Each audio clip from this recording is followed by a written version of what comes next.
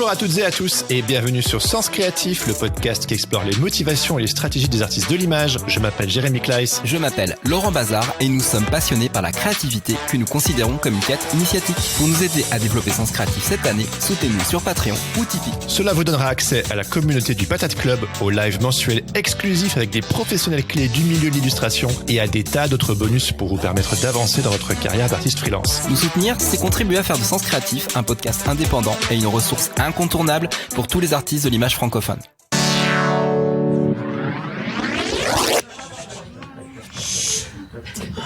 Non. Voilà.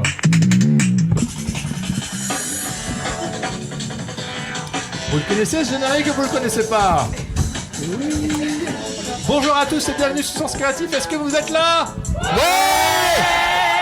Du premier coup, Jérémy. On a pété le micro, donc on baisse le son petit à petit. Voilà. Bonjour à tous et à toutes. Merci d'être avec nous ce soir à la Slow Gallery pour l'épisode de clôture de la saison 5 de Sens Créatif. On est très heureux d'être avec vous. Merci Lamia, merci Cyril, merci les artistes que vous allez découvrir ce soir d'être avec nous ce soir. Que dire d'autre? On va papoter ensemble pendant une heure d'illustration. Voilà. Mais pas que. Vous êtes bien? Tout le monde va bien? Allez, merveilleux. Rock and roll. Alors, chers amis, donc ce soir, on est en compagnie donc de Gros-Duc et Boucard qui sont composés d'Océane et Margot. On a Yukiko Noritake qui expose ici ce soir et Pierre-Emmanuel Luyet qui ont tous les trois le point commun d'être représentés par la Slow Gallery. Et nous, on adore la Slow Gallery avec Laurent. Ah bah oui. C'est aussi assez gros cœur. C'est assez particulier parce que c'est ici même, il y a quelques années, en 2019, qu'on a enregistré le tout premier épisode de Sens Créatif en public. Donc c'est un peu une sorte de retour à la maison, donc c'est un peu particulier. Voilà. Alors sans plus tarder, on va commencer en demandant à nos chers amis de se présenter et de nous dire ce qui vous motive à sortir du lit le matin. C'est vraiment la question un peu historique qu'on pose toujours à nos invités. Et rituel. Voilà, ça fait 4-5 ans qu'on pose toujours la même question. Donc qu'est-ce qui vous motive à sortir du lit le matin? Et surtout, vous êtes qui, quoi? C'est nous qui commençons. C'est vous qui commencez, allez. Ben nous, on est Gros-Duc et Boucard.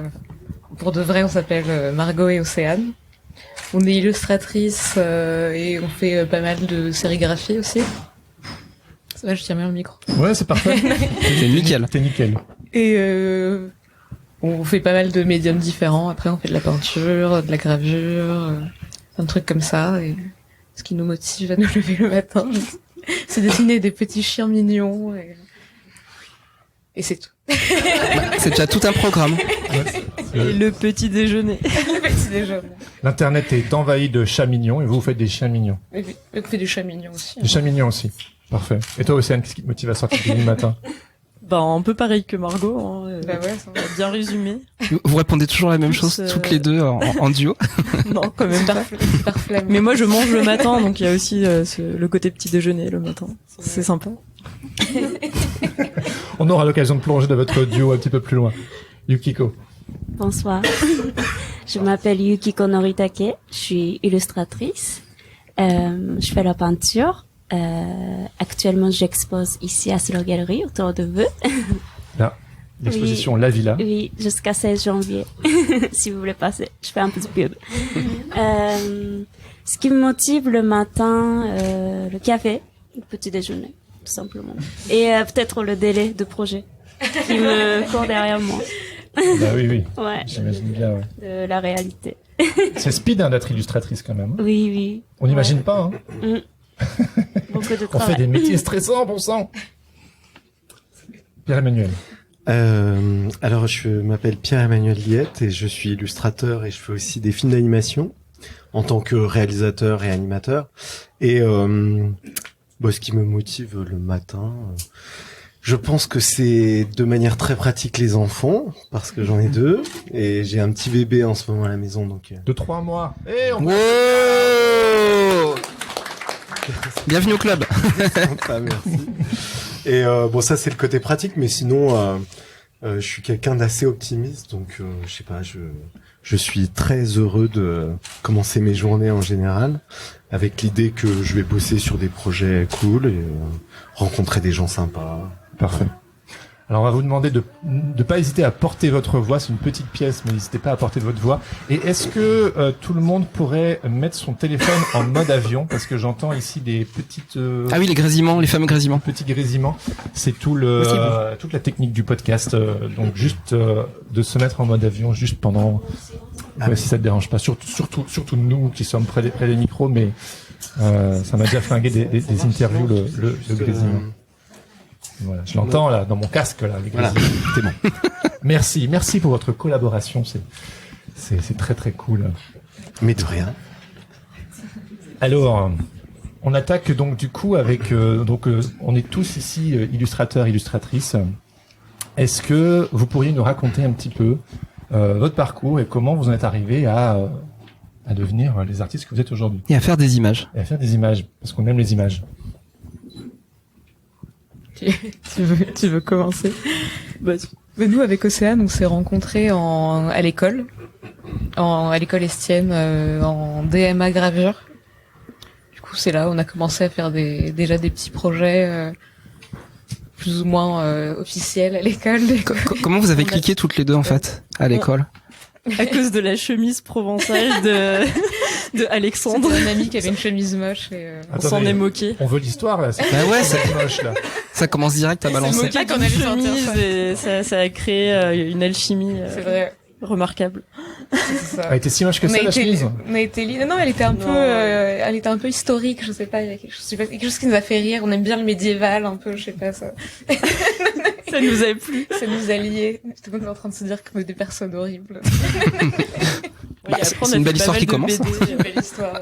On faisait des petites BD On faisait des petites quand on bandes s'ennuyait en Voilà, classe. puis après, on a fait des stages ensemble dans des ateliers de sérigraphie. Et puis après, voilà. Vous êtes plus quittés. L'Empire Grand Duc Boucard s'est lancé. C'est pas mal ça, l'Empire. Ouais, carrément. C'est ambitieux. Et vous êtes illustratrice depuis combien d'années du coup là 10 ans à peu Ouais. près. Hein. Et Ça va Ouais. Bon, on a dû faire des petits jobs à droite à gauche, mais entre temps, mais Vous êtes toujours là. on est là. Toujours là. Parfait. Yukiko et Pierre-Emmanuel. Et aussi une conversation, donc on peut rebondir l'un sur l'autre. C'est pas genre plateau télé, chacun à son tour. C'est genre vraiment, c'est genre non, moi aussi une chemise et tout, j'ai pas aimé. C'est aussi pour ça. Enfin voilà, on peut y aller quoi. Hein. Ok. Je sais pas, j'ai une longue histoire un peu. Je suis déjà vécu un peu presque ma vie au Japon, mais je suis arrivée en France en 2015.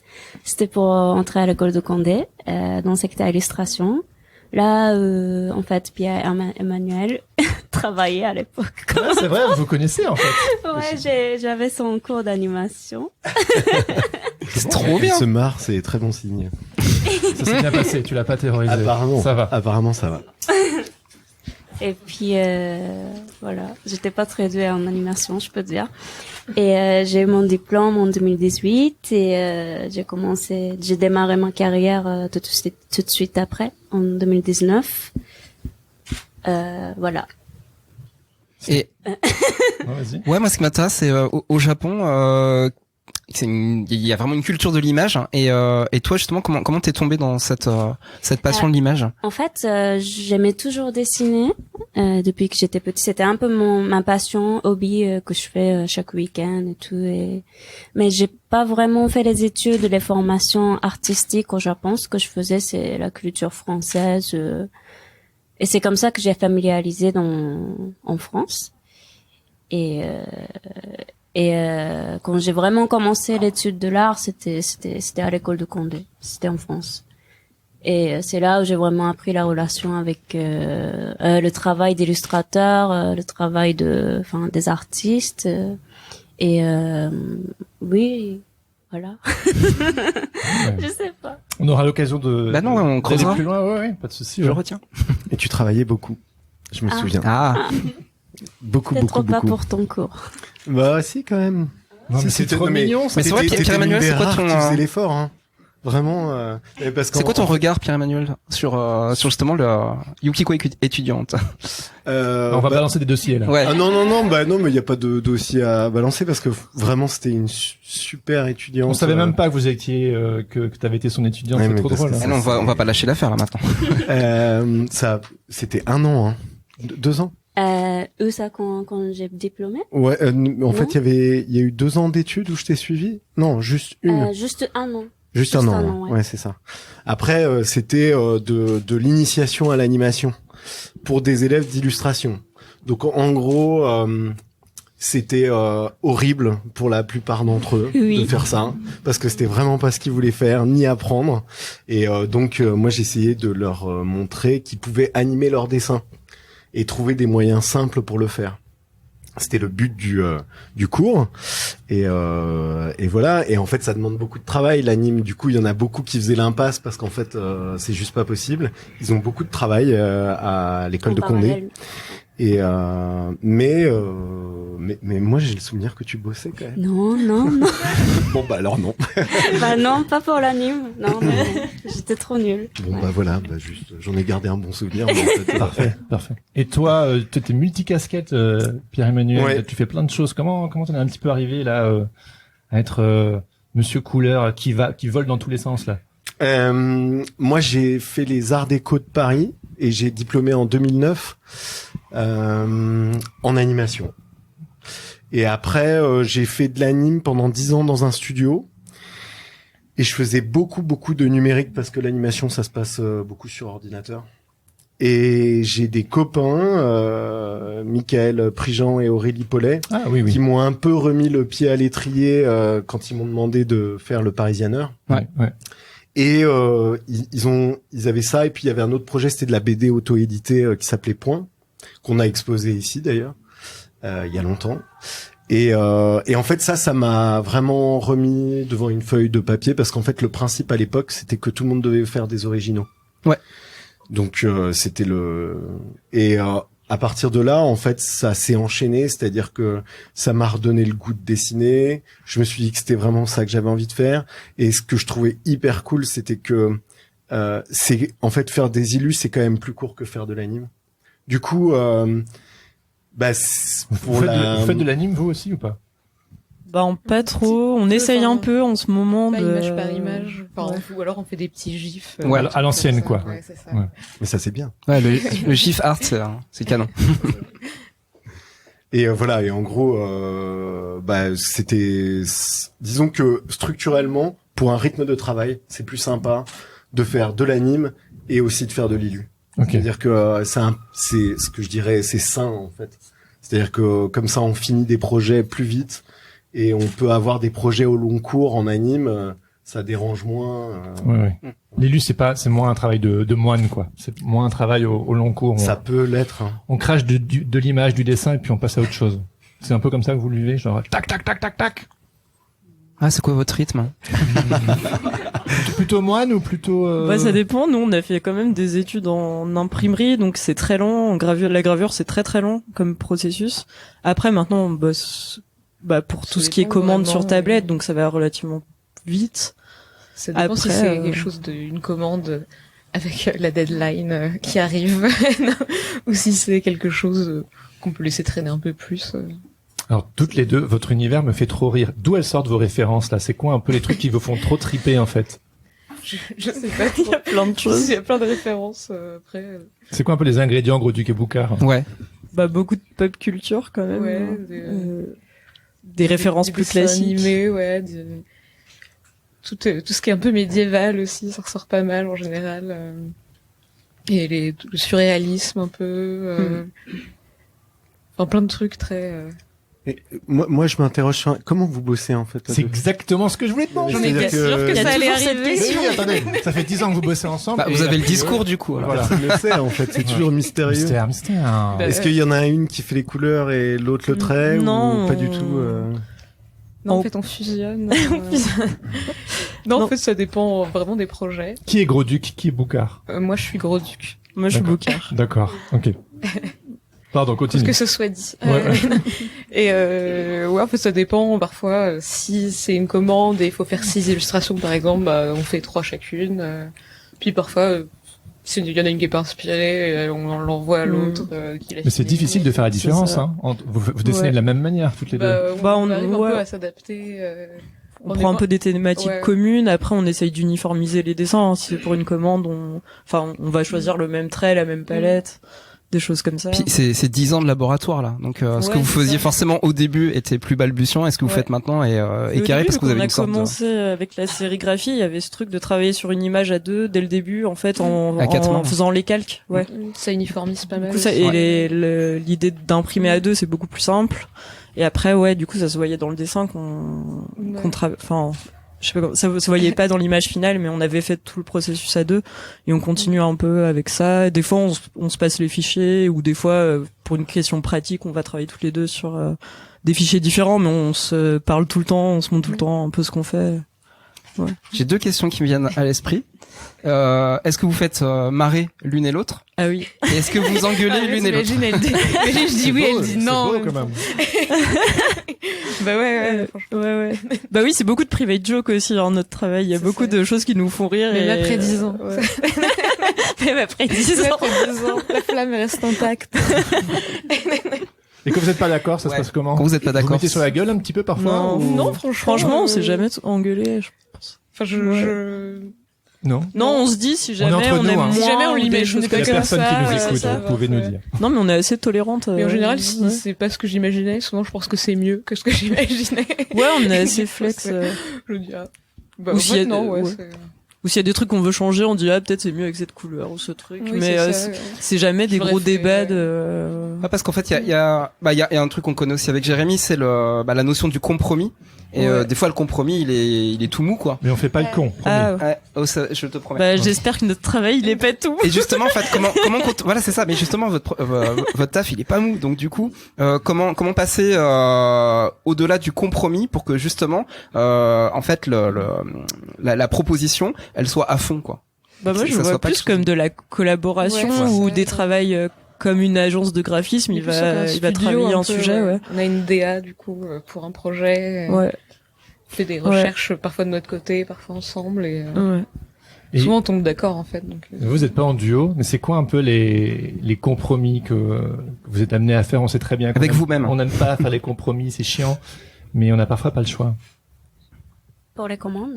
Ouais, Les les clients, commandes, ou ta Ouais, ouais, le production compromis perso, vient de ouais. là, Ben, surtout. moi, je suis Ouais. pas très difficile pour, enfin, si le client prend le direction comme ça et qu'il préfère faire comme ça, bah, je suis plutôt, parce que, voilà, il me paye, donc. Ouais, c'est vrai.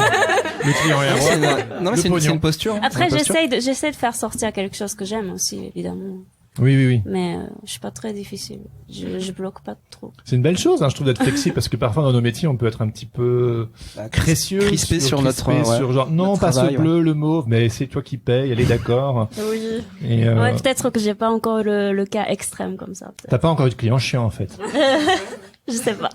T'as eu cette chance, c'est cool. Et toi, Pierre, des compromis? Bah, des compromis, mais plus, en fait, je pense qu'au début de ma carrière, parce que ça fait quand même 15 ans, du coup, un petit peu plus, je pense que j'étais hyper chiant. C'est vrai. Ouais, je pense que j'étais intraitable, je faisais pas de compromis, et je pense que c'était pas une très bonne chose d'ailleurs, parce que c'est un truc qui s'apprend, en fait.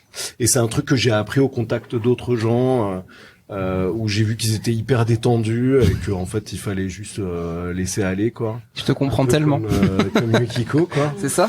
Et en général, ça se passe beaucoup mieux quand on oublie un peu Je suis les trucs d'accord. sur lesquels. Après, ce qui est marrant avec cette histoire de compromis avec des clients, c'est que moi j'ai remarqué que en général, les plus exigeants, c'est ceux qui ont le moins d'argent. Ah oui. Mais c'est un truc Complètement. de fou, quoi. Il y a plein de gens qui acquiescent, là. C'est Parce que vraiment tout le un monde truc de acquiesce. malade. C'est-à-dire que c'est open doors, ils demandent tout ce qu'ils veulent et en fait, du coup, Pour on est 300 €. Voilà. Et ça, c'est terrible. On les Mais, aime pas, hein. On peut le dire, on les aime pas. Bah, s'il y en a qu'on aime bien, mais bon, bah, voilà, après, ça met dans des situations qui sont un peu compliquées, et puis et puis du coup, bah, avec le temps, on en a de moins en moins, parce qu'en principe, on grandit un petit peu professionnellement, et Ça veut dire quoi, qu'on peut faire des meilleurs choix, c'est ça? aussi. Ouais. Vous avez vu ça un petit peu entre vos débuts et maintenant, le fait de pouvoir mieux choisir vos clients et d'être un petit peu plus libre? Moi, je pensais que c'était plutôt l'inverse. Au début, on se laissait un peu plus marcher dessus par les clients. Voilà, On s'affirme un peu plus, j'ai l'impression, pour oser un peu défendre la direction qu'on a prise. Ah oui, je sais ce que tu veux dire. Mais ouais, je sais plus ce que c'était l'autre question. Non, mais c'était le fait d'être de plus en plus détente, c'est flexible, mais en effet, je pense qu'avec le temps aussi, on gagne en street cred, en maturité, en maturité, donc on sait un en peu. confiance en soi aussi, dans ce qu'on fait. Et là, c'est genre, non. Et Non. on essaye de faire avec diplomatie, mais... En fait, c'est l'histoire du oui ou du non en fait quand on reçoit une commande. Est-ce que vous êtes du genre à accepter toutes les commandes parce que c'est dans votre nature de tout accepter, de dire après merde quand j'ai pris la commande, ou est-ce que vous êtes capable comme ça au téléphone de dire non bah ça nous intéresse pas pour cette fois, merci d'avoir appelé. Ça dépend des budgets en fait, surtout. Ah le budget, ok d'accord. 10 000 euros, d'accord. Ça va être très terre à Excellente terre. raison, mais, c'est voilà. super terre à terre.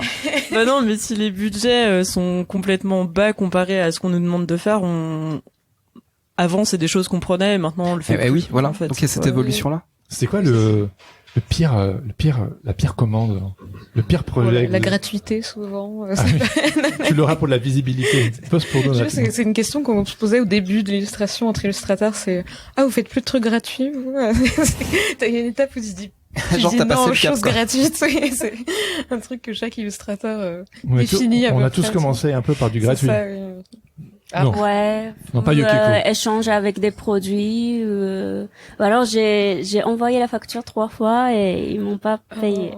Ah ouais. Ça m'a Faut arrivé. envoyer l'agent, là, du coup. Dénonce. Non, mais c'est avant que je serais représentée par mon agent. Ah, d'accord. Je viens de sortir mon école, je devais démarrer toute seule et voilà. Au début, il faut faire la confiance quoi aux clients, les gens qui me donnent des commandes et puis parfois je suis arnaquée un peu. C'est dur, hein, quand même, ça. T'as dû avoir de la visibilité. Ouais. Ça, on l'entend moins quand même. Non? Ça évolue. Cet argument. Mais c'est vrai que c'est un peu, nous, c'est un peu une vieille blague, quand même, dans le milieu. Je pense que ça a été aujourd'hui, tellement détourné maintenant. Ouais. Moi, c'est Tourner en l'éducation nationale Ah, qui pas me trop doit des sous. Ah oui, c'est vrai. S'ils message. m'entendent. On leur enverra le podcast. Pourquoi? Qu'est-ce qui s'est passé? Balance Bah, j'ai fait des cours et ton j'ai mauvais jamais été payeur. payé.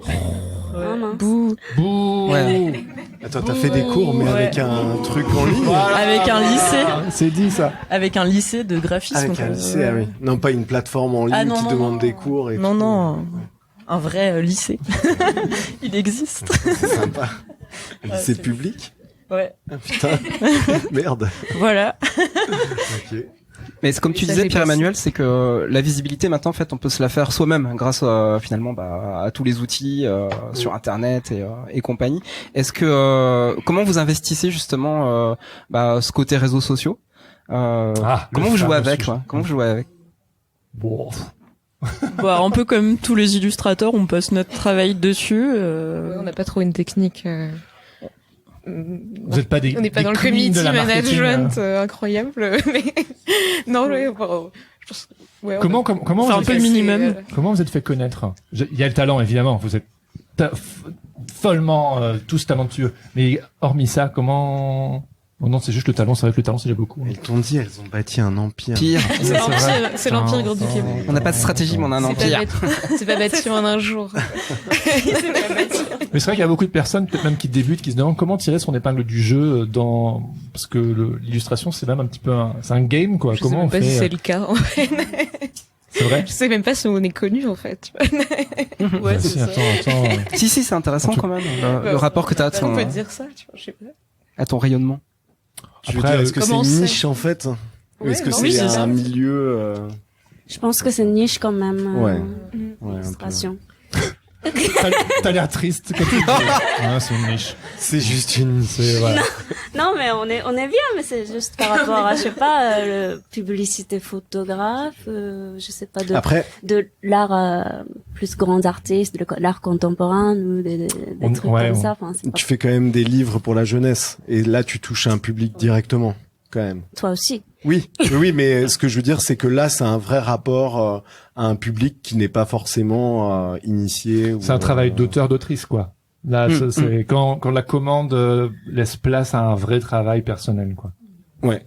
Alors c'est dans ce cas-là, oui. Mais là, pour le coup, ça devient plus un travail de galerie comme Là, à oui, Lascaux, oui. ou, Tu peux un petit peu nous raconter, Yukiko? De mon exposition. Ouais. Oui, mon exposition, ça s'appelle La Villa.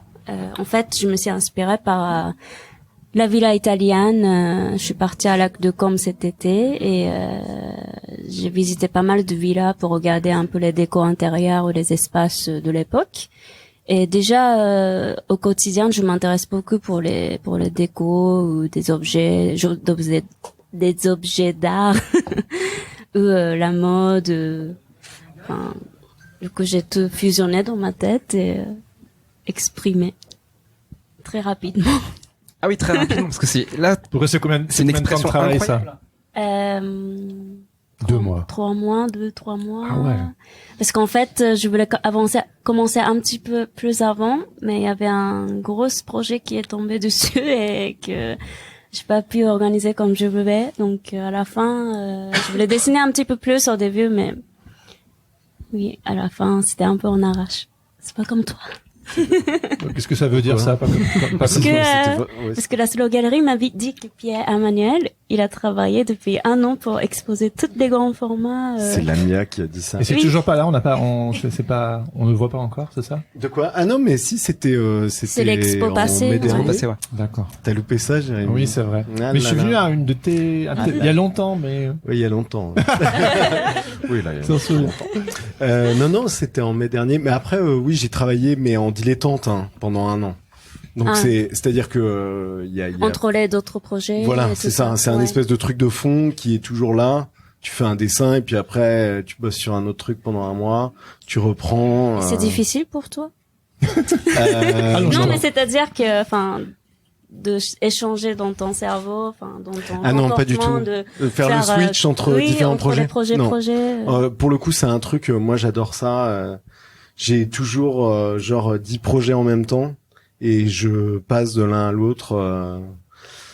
C'est comme ça que je travaille. C'est comme ça qu'en fait tu respires aussi parce que tu fais quelque chose, t'as le nez dedans et en fait à un moment tu t'extirpes de ça, même un jour, et tu as un regard neuf quand tu remets le nez dedans. Et c'est quand même génial parce qu'en fait du coup tu te dis ah mais en fait ce que je suis en train de faire ça va pas du tout. Ah. Alors ouais, enfin tu vois, je trouve que ça donne Du du coup, tu passes recul. plusieurs temps pour dessiner, pour finaliser une image, en fait. Ouais.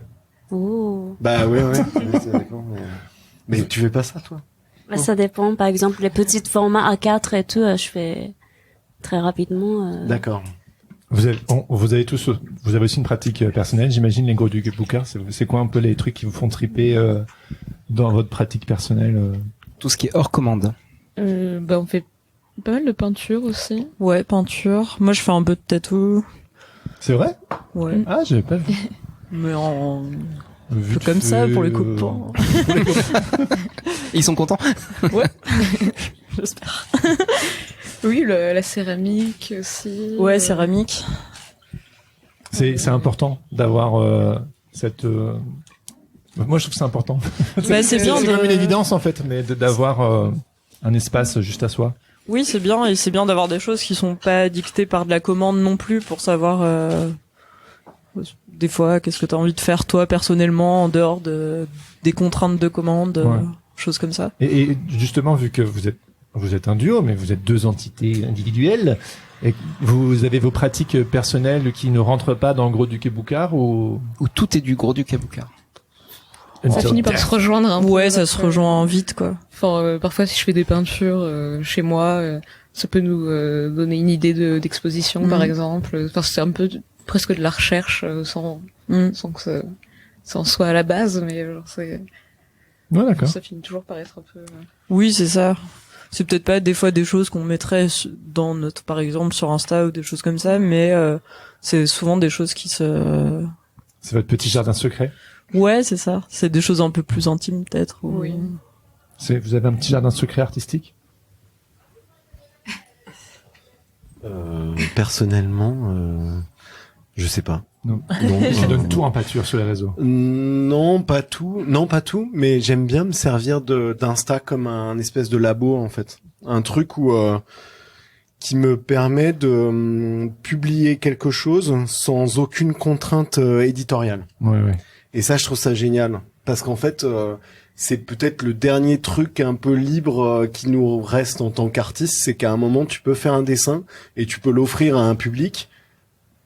Genre sans que personne t'ait dit non mais il faudrait mieux que ce soit un peu comme ça. Ah mais non mais t'es sûr de vouloir mettre du texte et tout.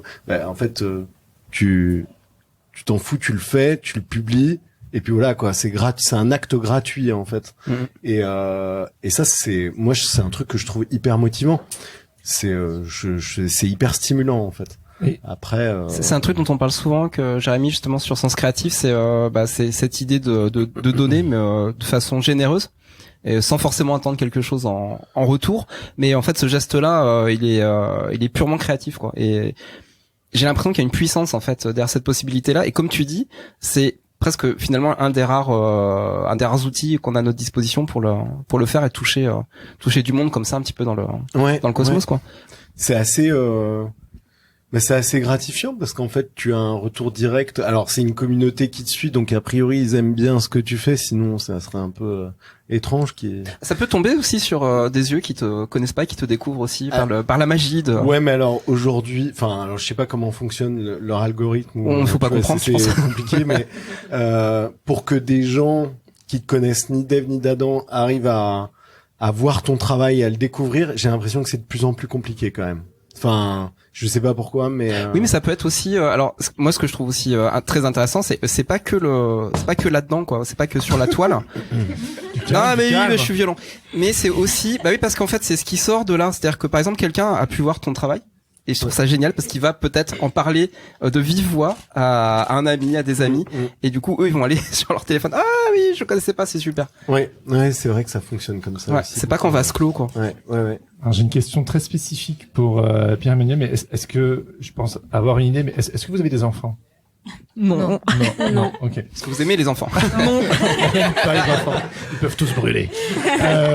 Non mais Pierre, moi un truc qui me fascine un peu dans son boulot, c'est que j'ai jamais vraiment réussi à atteindre, je pense dans mon travail graphique, c'est de lâcher prise en fait. Et Pierre-Emmanuel dans son travail, les couleurs vont dans tout. Et je trouve qu'au plus le temps avance, au plus ça va dans tous les sens. Plus ça part dans tous les sens. Voilà. Et alors, le lien, il est un peu facile, mais est-ce que la parentalité, ça fait genre, oh, vas-y, je m'en fous, j'y vais ou est-ce que ça a rien à voir? Est-ce que tu peux juste parler de se lâcher prise, de la parentalité, ce que tu veux, mais est-ce que tu peux adresser le sujet, quoi? Oui. Alors, je sais pas s'il y a beaucoup de gens qui ont des enfants ici, à part Jérémy. Et Laurent. Et Laurent. À part nous deux. Il y en a d'autres. Voilà. Ah, il y a que moi. Qui a des enfants? Oui, levez la main. Voilà. Ah oui, quand même. Ah, t'as vu, Ah ouais. quand même.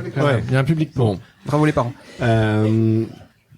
En fait, pour moi, avoir des enfants, ça a été un accélérateur en termes créatifs, alors que je pensais que ça serait tout le contraire. C'est un truc de fou, hein. C'est-à-dire que je pensais que en fait, ça allait freiner la créativité et tout ça, et en fait, ça m'a permis d'être plus concis, plus rapide, et d'aller droit au but et arrêter de me faire chier avec des projets qui vraiment n'en valaient pas la peine. En gros. Et c'est incroyable parce que du coup le filtre il a été automatique et j'ai fait automatiquement ce que j'aimais. Et je suis allé vers ça. Et là avec le deuxième, c'est pareil. D'accord. Donc c'est une question d'organisation. C'est-à-dire qu'il faut être très organisé. Je pense qu'avec la personne avec qui on partage cette expérience incroyable qui est d'avoir un enfant, il faut avoir un dialogue assez ouvert sur la manière dont on se répartit les tâches et comment on s'organise. Mais si ce dialogue il existe et que ça se passe bien, en fait ça peut être vraiment très chouette. Et tu dirais que ça va vraiment de parallèle avec ton travail, parce qu'au plus le temps passe, au plus je regarde ton boulot, au plus j'ai l'impression que ça. Enfin, le son était bizarre, pardon, mais c'était le son était un peu. Voilà, on fera du sound design au montage. Pardon. Sorry. Mais je vois ce que tu veux dire. Voilà. Je vois ce que tu veux dire. Après, ouais, je sais pas. En fait, je pense que c'est il y a un espèce d'effet. Il y a un moment. Enfin, moi, je vais avoir 40 ans. Ah Et, ouais. je le dis tout bas parce que voilà. Mais en gros, je pense qu'aussi que je suis à un moment de ma carrière où voilà, c'est un peu en marche quoi. Oui. T'as moins c'est- besoin de prouver les trucs. Bah et puis enfin voilà, j'ai pas autant d'opportunités que quand j'avais 30 ans. Ouais, bien sûr. Donc c'est un espèce de tout quoi. Il y a tout qui se bouleverse, que ce soit au niveau personnel ou professionnel, et c'est très, tout est très stimulant. C'est une période extrêmement stimulante. Et du coup, bah, soit tu résistes, soit tu surfes là-dessus, quoi. C'est quoi les trucs qui vous stimulent? Si c'est pas les enfants, c'est quoi les trucs qui vous... Oh, je veux y aller là, je veux faire ces trucs, je veux faire des images. Et est-ce que la musique, qui est importante aussi dans votre travail, vous stimule beaucoup? Le punk rock. Moi, oui. Bah ouais, moi j'aime bien faire des choses en lien avec la musique parce que c'est assez inspirant. C'est vrai que ça se croise bien, quoi. Ça génère pas mal d'univers, c'est vrai. C'est vrai que c'est cool de bosser pour la musique et enfin, d'avoir plusieurs. C'est quoi ce qui vient vous nourrir Je sais Yukiko pas, ou Océane et Margot, C'est hein? plutôt dans l'image, les inspirations, je dirais. Bah des lieux, des ambiances. J'ai vu, vous avez participé à un festival là cet été, ça avait l'air très marrant. Vous avez fait des dessins, du Night Drawing, enfin, comment ça s'appelait ça, ce festival? On fait des bad fan art en festival. Souvent, c'est des portraits mal dessinés des gens. J'adore. Très moche de gens. C'est excellent comme concept. Ouais. Vas-y, raconte ça. Ils le prennent pas mal les gens, ça va? Bah, c'est le principe. Donc, ils sont signés On pour. précise on va qu'ils dire. sont mauvais. Ouais. Ils sont Ouais. consentants. Ouais, ils sont consentants. On a une page si vous voulez. Ouais. C'est bad fan art by J&B sur Insta. Elle est follow. Donc, il y a plein de gens mal dessinés dessus. C'est Oui. ça. Et consentants, normal. Mais on voulait, je sais pas pourquoi, à un moment, on s'est dit qu'on voulait faire des dessins comme les dessins qu'on fait dans nos agendas quand on a 12 ans. Ah ouais. Avec les petits des doodles, traits quoi, ce qu'on poilus appelle doodles. et de l'estompe au doigt et des trucs comme ça. Et on s'était entraîné longuement vraiment pour le faire. Et parfois ils sont pas assez mauvais, on les recommence. Ouais, vraiment, C'est dur de mal ça va faire. être longue haleine, je pense. Parfois ils sont trop symétriques, tu peux pas t'en empêcher parfois, Ouais. t'as des Et réflexes. Vous vous lassez jamais de l'illustration? Vous vous lassez jamais de l'illustration? Est-ce que c'est un plaisir sans cesse renouvelé ou est-ce qu'il y a des moments où c'est un peu genre, Je fais le break. je sais pas. Pour je l'instant, fais du ça va. bateau. Non, ça va. Si on continue. Ouais. Moi, j'aime bien changer de technique, de support un peu. Enfin, comme faire de la gravure ou faire de la sérigraphie, du tatou, de l'illu, de la céramique. Enfin, c'est plus les supports Ah, qui varier les vont plaisirs, varier. Nous, Ouais. on change souvent un peu de style presque, entre guillemets, mais du coup, parce qu'on n'aime pas faire souvent les mêmes images. C'est vrai que parfois les clients ils disent on veut ça en fait, et bon, on essaie de faire un petit peu différemment qu'un truc qu'on a déjà fait. Mais Oui, bien sûr, ouais. c'est là où la lassitude, je pense. Oui, forcément parce qu'on nous appelle pour ce qu'on montre, pour ce qu'on sait faire, pour ce qui est visible, et donc forcément ça réenclenche des commandes qui sont souvent identiques.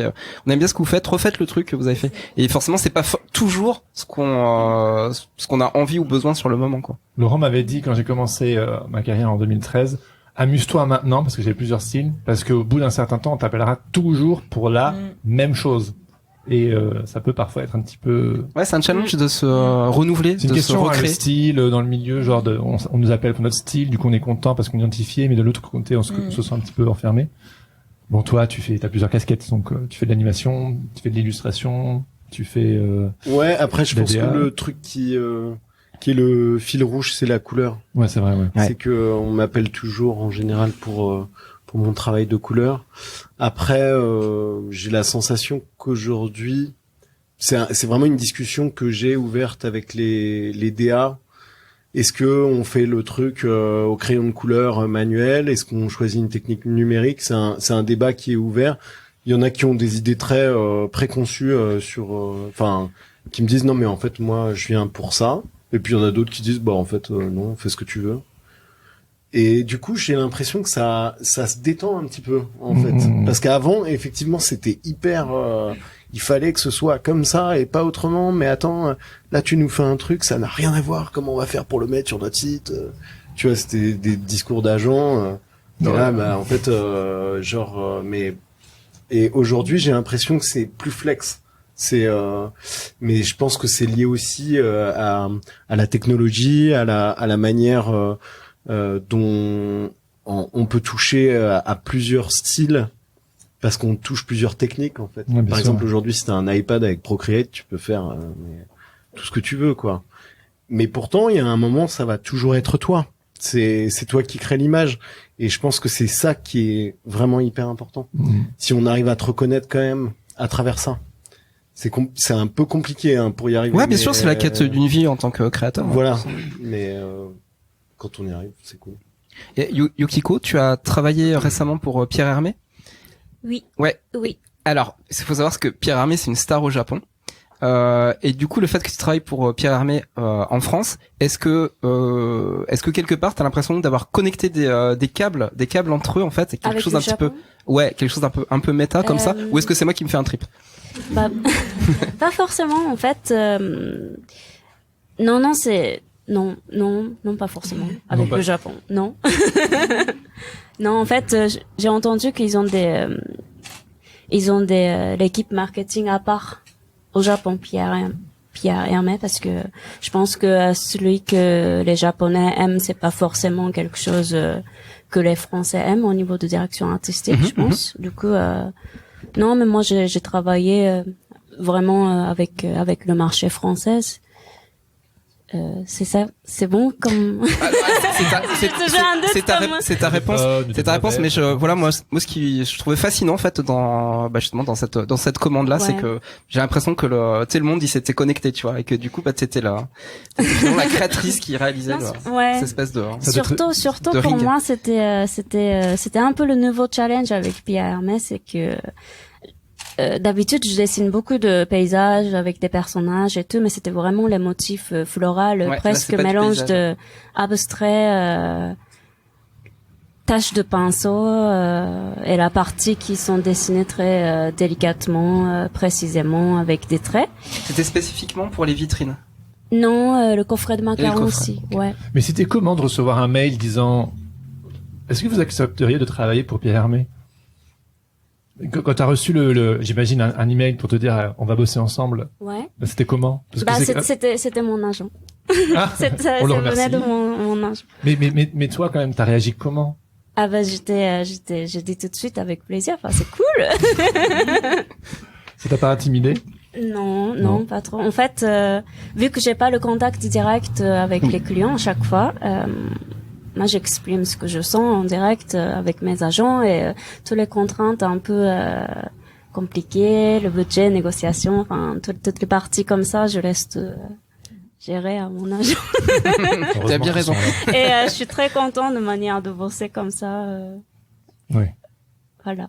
Non, mais, on ne pouvait ne pas parler de Pierre Hermé parce que bon, quand même, c'est pas tous les jours qu'on peut interviewer quelqu'un qui a bossé pour Pierre. J'étais content de voir, toutes mes fleurs qui sont sur le vitrine, c'était cool. Ah bah oui. Ouais. Oui. Alors il y a 4 questions que j'aimerais vous poser à vous. C'est aujourd'hui, après autant d'années en tant qu'illustratrice, en tant qu'illustrateur, quels conseils vous auriez aimé connaître à vos débuts, que vous vous dites punaise, si j'avais su ça, j'aurais gagné quand même 10 ans. Bah, savoir faire des contrats, des factures et tout de manière un peu plus un peu plus. C'est Bref. vrai, c'est pas très poétique, mais Les sessions de droit, tout Il faut en ça, c'est parler. des choses qu'on Parlons-en, faisait pas parlons-en. du tout C'est vrai qu'il y a tout un côté et en fait on aurait pu gagner gestion. beaucoup plus d'argent. Ah oui, bah oui. l'empire serait encore plus grand. L'empire serait florissant. Mais est-ce que maintenant, en fait, tout ça, c'est un problème qui est réglé ou c'est encore un problème en On a un formation? agent Maintenant, il y a maintenant. Cyril. Ah oui, ok, d'accord. C'est Cyril qui s'en occupe. Merci Cyril. On n'a plus besoin d'apprendre. Merci. Mais ouais, donc soit avoir un agent, soit apprendre comment ça marche l'administration, quoi. Ouais. C'est pas très sexy, hein, quand Non, même. c'est pas Ouais, sexy. c'est pas sexy, mais on voulait c'est- faire rêver les gens et puis. Non, mais il y a peut-être d'autres trucs, hein, Margot. Apprenez. Je vais réfléchir. Moi, c'est mon côté pratique. Cela dit, Cyril, il paye pas vos cotisations à l'URSSAF. Vous êtes quand même Oui, obligé mais de- ça voilà. va. Tu vois. Ça va. C'était plus par Apprenez. rapport à des clients, on a très mal négocié certaines choses. Et Ouais, ok. mais c'est ce qu'on fait au début parce qu'on n'anticipe pas ce que le projet peut devenir, T'as un souvenir comme ton ça? temps de travail, des choses comme ça. Bah, Il y en avait plein. je pense qu'il y en a plein. Je n'ai pas d'exemple particulier, mais je pense que c'est pour tout illustrateur qui démarre, c'est un peu ça. Hein. Mais c'est rassurant quand même. Genre, je sais pas pour les personnes qui nous écoutent, mais c'est rassurant de savoir que en fait on se crame tous et que en fait Ouais. c'est pas facile et qu'on balbutie tous au début quoi. Ouais, et puis je pense qu'il faut pas hésiter au début à demander à d'autres gens comment ils font pour. Peut-être on était plus timide de le faire à l'époque. Maintenant, j'ai l'impression que les choses se partagent plus et c'est bien. Voilà. Enfin, que... Les gens partagent plus. Ouais. Non, mais c'est bien parce que peut-être pense. qu'au début, je sais pas si vous l'avez. C'était comment il y a 25 ans. Non, je déconne. Tu peux me À demander l'époque, Bim. Toi, je te connais. Est-ce que les gens Sympa. Il n'y avait pas d'ordinateur. je passerais plus sur Si, ah oui, tu n'exagères pas. Sur les murs des caves. Alors, il y avait des ordinateurs, quand même. Est-ce qu'il y avait aussi autant de partage dans la profession qu'à l'époque qu'aujourd'hui? Non, en fait, c'est vrai que je pense que ça apparaissait encore plus comme une citadelle imprenable, quoi. C'est vrai. Fallait aller dans des vernissages et oser approcher des gens pour leur poser des questions et tout. S'il vous plaît. Et, Avec la gorge autant serrée, dire que et la c'est sueur mort. sur les bras. Moi, je le faisais pas, mais et c'est vrai que c'était un vrai problème. Alors qu'aujourd'hui, moi, je reçois très souvent des messages de gens direct sur Instagram qui me posent plein de questions. Mais genre. Mais de quoi je me mêle? Qui êtes-vous, monsieur? Ah, ils sont complètement Salut Pierre, décomplexés, ça quoi. roule, on va se prendre une bière. Ben il y a un truc comme ça, ouais. tu te fais draguer sur Insta. Alors pas exactement, mais c'est vrai que parfois c'est hyper en fait, tu regardes le profil et puis tu te dis mais en fait il a 17 ans quoi. Enfin genre il y va quoi, il a pas de problème. Et Envoie-les sur Sens Créatif, tu vois, genre. voilà, Écoute c'est Sens ça. Créatif. Je leur dirais d'aller voir Sens Créatif. Mais en gros, c'est vrai que je pense qu'aujourd'hui c'est beaucoup plus simple. Et puis en fait, en général, moi je réponds quand on me pose une question. Non, mais t'es un gentil, toi. Mais je pense qu'il y a beaucoup de gens qui répondent. Oui, c'est vrai. En vrai, tu vas pas ghoster les gens en mode non, rien à foutre. Tu mets un cœur à la Oui, question. voilà, c'est ça. Non, tu t'essayes de répondre et puis voilà. Et puis parfois t'as pas le temps, tu le fais pas, mais c'est jamais méchant. Ouais, c'est vrai que c'est un milieu quand même majoritairement bienveillant. Genre, on peut quand même plutôt, il y a pas trop de snobisme, on peut se poser des questions. Ouais, On est ensemble. Je pense que c'est plutôt c'est plutôt cool, mais c'est normal, c'est humain quoi. Et un truc que vous auriez aimé savoir quand vous avez débuté, mais que l'expérience vous a appris, mais que ça vous aurait donné une longueur d'avance. Et quelque chose que Pierre-Emmanuel t'a pas du tout expliqué à l'école et que tu as découvert après. Bah, c'est vrai que toutes les parties administratives que vous avez déjà dit, comment faire la facture, moi surtout, Faut se trouver un Je agent et un connais. comptable en fait. ouais, Ouais. j'ai pas le comptable d'ailleurs. Ça viendra. Ouais. Après, moi, je pense que je reviens sur ce truc d'être flex. En fait, d'être un peu moins. En fait, moi, j'ai bossé avec quelqu'un qui m'a vraiment appris ça. Il s'appelle Gordon et c'est son pseudo. Et il est directeur artistique. Et en fait, vous le connaissez? Non. Le fameux Gordon. Et c'est quelqu'un de vraiment incroyable et qui m'a en travaillant avec lui, moi j'ai observé comment il faisait et je me suis rendu compte que tout pouvait très bien se passer Ok. dans tous les cas, même dans des situations merdiques. Et c'est ça qui est génial, c'est qu'en fait tu te dis mais il y a toujours un moment où tu peux trouver une solution sans que ça devienne compliqué. Et quand on est jeune, c'est normal, on débute, on se fait une montagne de plein de trucs, on se pose plein de questions, on tient à des trucs qui sont complètement futiles. Et en fait, avec le temps, je pense qu'on arrive à mettre ça un peu de côté. Et en vrai, ça fait gagner un temps fou. Mhm. Mais vraiment, c'est dingue, quoi. C'est-à-dire que, en fait, il faut savoir placer l'attention au bon endroit. C'est surtout ça le truc. C'est vraiment, il y a des trucs qui sont importants. Il y en a d'autres, c'est juste des détails. Choisir des ses détails. combats. Voilà, c'est ça. Il faut choisir les bons trucs sur lesquels tu vas lutter. Et une fois que tu as défini ça, ça va mieux, quoi. Alors l'histoire la plus drôle que vous pourriez raconter sur votre carrière. Hein. Sur Gorduc et Boucard. Réfléchir. On réfléchit. On va se concerter. Ah, là, il y a des messes basses, des petits regards. Continuez. Sans nous. Yukiko, tu sais rebondir sur cette question? Non, pas trop, ça me vient pas tout de suite. C'est Plus pas drôle drôle. l'illustration. Ouais, un truc marrant. Ouais, c'est super sérieux. Ou un truc un peu what the fuck, quoi. Tu vois, tu te dis genre, non, ça m'est arrivé ce truc. Non, mais attendez. C'est la l'image que question vous qui envoyez- tombe à que l'eau. vous envoyez de la Mais non, mais il aurait fallu nous la poser en avant. Il fallait envoyer. On a sans doute des Par choses, exemple, mais vous C'est avez vrai que quoi des comme fois, il faudra envoyer les réponse? on est un peu pris Ah. de court. Vous avez quoi comme réponse, par exemple? Ah ouais, nous, c'est vrai. L'histoire la plus drôle. Lancer ce Ouais. podcast, qu'est-ce qui m'a pris, franchement? Non, je sais pas. Bon, on a failli l'arrêter plein de fois, déjà. Ouais, mais c'est pas drôle, ça. Bah, c'est pas drôle, mais en même temps, ce qui est super drôle, c'est qu'on recommence à chaque Non, mais fois. c'est vrai, vous avez raison, je pose la question, et même En moi, fait- je dois me creuser. Ben, Non, voilà. non, non. Si, j'ai failli faire des illustrations pour une marque de maillot de bain russe. Et c'était vraiment très chelou. Et ils étaient même, on va venir et on va Le filmer, client marron. on va filmer une vidéo avec vous pour faire la promo. Et en fait, j'étais genre, je crois qu'ils vont me kidnapper. Je ne. Et c'était très très chelou. Je me souviens même que je pense que je l'avais envoyé à l'agent qui allait devenir, enfin, à la personne qui allait devenir mon agent, Sophie, donc. Et c'était un peu genre, non, c'est un peu enfoiré. Voilà, donc j'ai failli faire des maillots de bain russes. Voilà. Mais c'était vraiment très chelou. Je pense que j'ai d'autres trucs marrants, mais qu'est-ce que... Mais en client, il y a toujours des trucs rigolants. Ouais. Enfin, moi, quand je cherchais un stage à l'ENSAD, j'étais désespéré. Je devais le faire au Québec et j'avais fini par trouver une boîte qui faisait des designs de flippers. Et c'était trop bien. Mais c'était génial, mais c'était totalement improbable parce que je me disais, mais ça n'existe plus aujourd'hui. Enfin, et j'étais pris, mais j'y suis pas allé finalement. Ah non. Non. Mais T'aurais eu une autre mais carrière. ouais, une autre vie, quoi. Une autre Mais vie. c'est vrai, tu te dis, c'est un tout autre univers et c'est incroyable, quoi. Et ça, c'est le truc le plus insolite, je pense. Design de flipper. Design de flipper, maillot de bain. Je sais pas, franchement. De votre longue carrière. Moi, une de mes illus s'est retrouvée sur un t-shirt sur le marché noir à Londres. Voilà. Je suis allé acheter moi-même ma propre contrefaçon. Stylé. Quelqu'un m'a envoyé à côté de Obey et Nike. J'étais genre stylé. Je suis copié depuis 2012, tu vois. Et ça coûtait combien? Bah, écoute, j'étais vexé. Je pense que c'était 5 pounds ou un truc comme ça. quoi. J'étais genre, je vaux 5 pounds sur un t-shirt de contrefaçon. Je leur ai demandé, j'ai dit, oh, il est cool ce t-shirt. Qui l'a fait? Oh, c'est un nouveau modèle. Je fais, ouais, super. Et c'est qui parce que voilà, j'étais un petit peu en mode mission, quoi.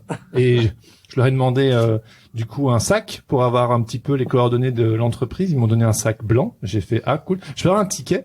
Non. Ah. Et du coup, voilà. Donc, moi, j'ai deux petits oiseaux qui se faisaient un bisou. C'était très, très kitsch, mais voilà. C'était en 2011. 12, non, 11. Bref. Est-ce que ça vous a inspiré des trucs? Non, pas Yukiko On n'arrive pas à trouver. Attendez, Jérémy. Alors, On va passer à la ton question histoire. suivante. Une question très sens créative, d'accord? La période la plus compliquée. Et comment vous avez fait pour vous en sortir? Oh putain, mais c'est hyper sérieux, en fait. cette bah émission. attendez. Plombe ce Vous podcast. racontez en pas fait. des blagues, alors bon, c'est obligé, quoi. Bah non, C'est mais quoi nous, la période la plus triste alors? Non, mais Nous, c'était rigolez assez pas. progressif. On est sorti de l'école, on a eu un plan pour un atelier, après on a changé d'atelier. Enfin, ça a été assez progressif, donc il n'y a pas eu vraiment de période. Ouais. Bah, à la rigueur, peut-être depuis que j'ai déménagé de Paris. Ouais, j'allais y venir. Ouais, est-ce que ça Ça va change Bah, ça a mis peut-être un peu de temps. Ça pour change la s'habituer, dynamique, quoi, Ouais, mais c'était un peu l'année du Covid aussi, oui, où c'est c'était ça, un peu ouais. ralenti Ok. globalement partout. Donc, on a eu donc, du temps pour s'adapter aussi. Ouais. Donc, ce serait peut-être ça, à la rigueur. Donc maintenant, avec la Mais même distance, pas, comment vous bossez? Qu'est-ce que ça a changé? Qu'est-ce que ça a modifié? Qu'est-ce que ça a transformé finalement dans votre En vrai, organisation? pas tant de Bon, choses on est que moins, ça. Ouais, c'est ça. Au bureau, mais sinon, Ouais. Océane, elle vient pour imprimer de la sérigraphie. Moi, je viens. C'est peut-être moins les moments de latence où, vu qu'on n'a pas d'atelier au quotidien à partager, quand on n'a rien à faire, on se lançait directement sur un projet. Il y a peut-être plus ce Ouais. truc-là. Ouais. Mais à part ça, sinon, au niveau de la gestion des projets et tout, c'est un peu similaire.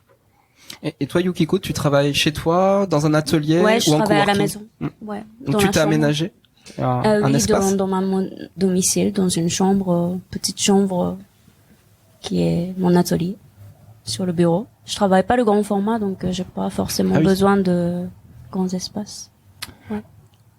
Mais quand même, pour la peinture, enfin, grande table. Ben, le table de Ikea, 70 fois 150. Ah, c'est très précis, ça. La hauteur? À hauteur, Et une bonne lumière. oui, Ah oui. j'ai acheté la La lampe nouvelle lumière. Ikea aussi Non, La Redoute? non. Non. JLD. Ah, super. Oui, j'aime bien. Donc, Voilà. et vous, des moments qui étaient peut-être plus challengeants, allez, pas le pire du pire, mais genre des moments qui étaient challengeants dans votre carrière et que on est là pour se dire les choses. Bah, il y a forcément des moments plus tristes. Donc ça, bon. Oui, c'est la vie perso, Voilà. ouais, bien sûr. C'est la vie perso, mais du coup ça déborde et tout, parfois sur la vie de professionnelle. Après, je pense que l'un des gros challenges que j'ai eu dans ma carrière, c'était on a commencé une série d'animation il y a 8 ans avec 2 co-réalisateurs, dont le fameux Gordon dont je parlais. Ah, Gordon. Et c'est une série d'animation pour la jeunesse et ça va sortir là à Noël. Ça fait 8 ans que je bosse dessus. Ah oui, c'est Et bon. 8 ans, en fait, t'as vraiment du temps pour te poser plein de questions. en Ah 8 oui, ans. bah oui, c'est Et ça. même savoir si tu vas aller au bout de ce projet, quoi. Les mouilles passent. Et en fait, en vrai, c'est assez beau quand ça se termine. Parce Ça- que ça tu se fais termine, un... là Ouais, bah là c'est fini, là ça sort le 24 décembre sur France 2. Yes. Enfin, c'est pas sur France 2, c'est sur France 4. Et ah bah merci, c'est très sympa.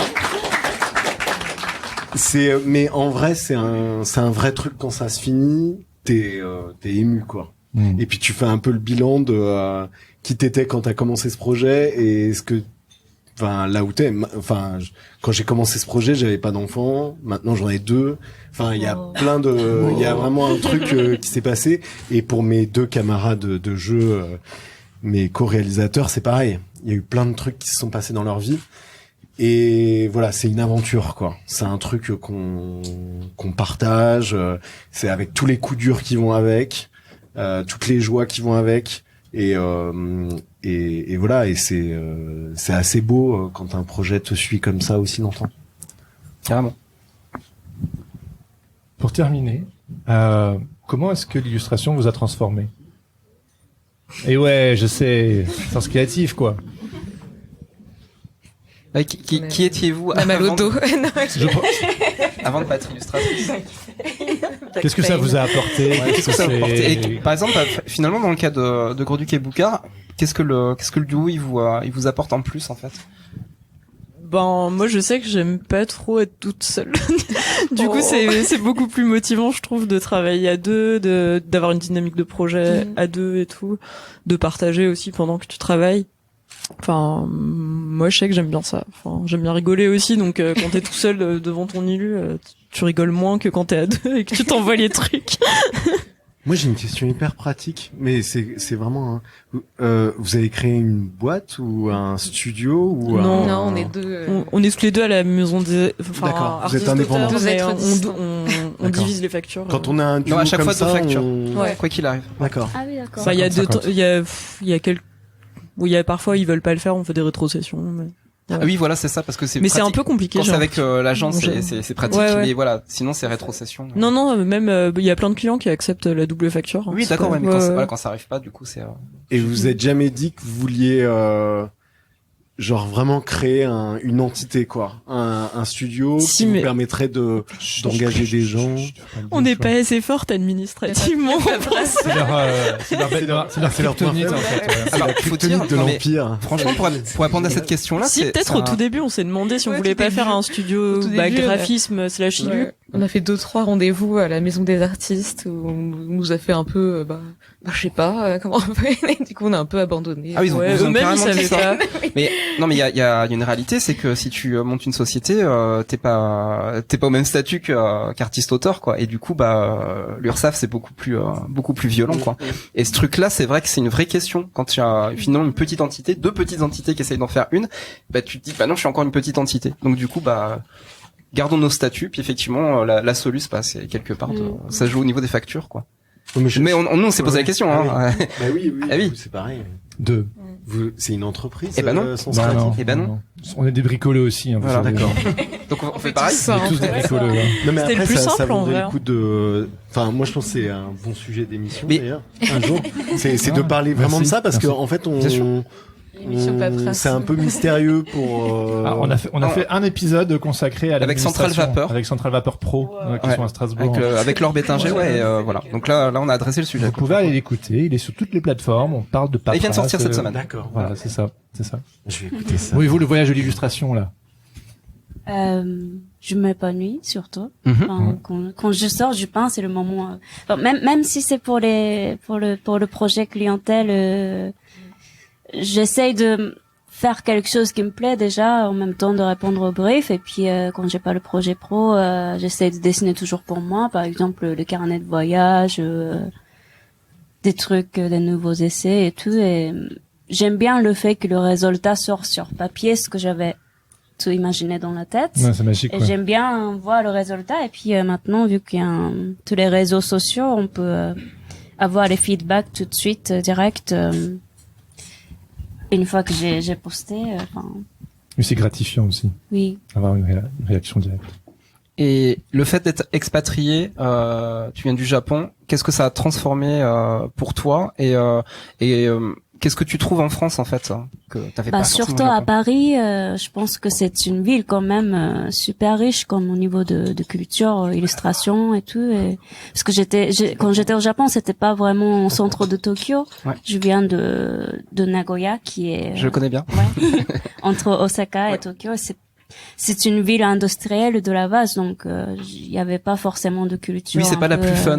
Des Voilà, villes. Ouais. exactement. Et puis j'avais aucun contact professionnel, même les amis créateurs, créatrices. Du coup, je pense que oui, ici c'est vraiment riche, je trouve. Pierre. Je me rappelle pas Je- trop de la question. Non, mais c'est le Ça mot de la trans- fin. C'est le mot de la fin. C'est juste ça. C'est quoi? C'est comment. Ah, le mot de la fin. Comment, Ok. comment l'illustration T'as transformé. t'a transformé. Euh... Tu Je- prends la question comme tu veux. Non, mais je pense que c'est un petit peu comme Yukiko.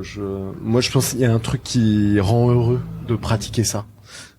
Juste à titre d'exemple, ça faisait, je pense, un bon mois que j'avais pas dessiné. J'avais pas dessiné vraiment sur papier. Hein. J'avais dessiné sur tablette. J'avais fait des trucs rapides. Et en fait, là, il a fallu que je fasse un dessin pour une commande papier, et je me suis rendu compte à quel point c'était un truc qui juste te fait sentir bien, quoi. C'est vraiment un acte, c'est un peu comme du yoga ou un truc.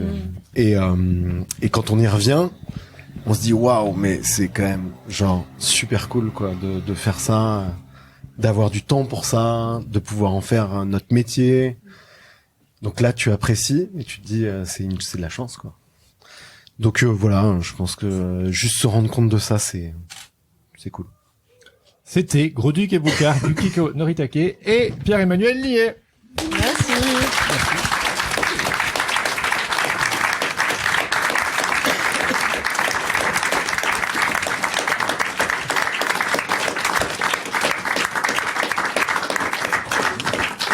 Merci à vous pour votre temps, pour répondre à nos questions. On va passer un tout petit temps encore. Je pense que Lamia, elle veut nous cuisiner. Elle nous a dit, vous me cassez pas, là, je vais vous poser 2-3 questions. Donc je sais pas où est Lamia, mais il me semble qu'elle veut nous faire la bonne aventure là, parce que vous le savez peut-être pas. Je viens avec mon tarot. Ah, ouh. Ça va là? Ça va, Oui. ça va et toi? Ben voilà, donc la mission ce soir, c'est de me poser. Alors tout le monde est invité à intervenir aussi. Hein. Ah oui, bien C'est sûr. de oui, oui. cuisiner Laurent et Jérémy. Parce que c'est le voilà. J'ai 20 minutes. Voilà, t'as 20 minutes. Et c'est un peu Pour tout savoir. c'est le dernier épisode de la saison 5, mais c'est aussi Non, un peu toute une aventure. Donc, Donc voilà, c'est le dernier épisode de l'année. Voilà, on est très content de vous accueillir ici, l'enregistrer. Ouais, là. merci. On est très content d'être là. Alors évidemment, question. Hein, qui êtes-vous et qu'est-ce qui vous fait lever le matin? Qu'est-ce qui vous anime? vas-y. Ok, je suis Laurent Bazar, je suis pixel artiste, soon to be sound designer et peut-être producteur de musique. C'est un petit peu mon ambition de cette année.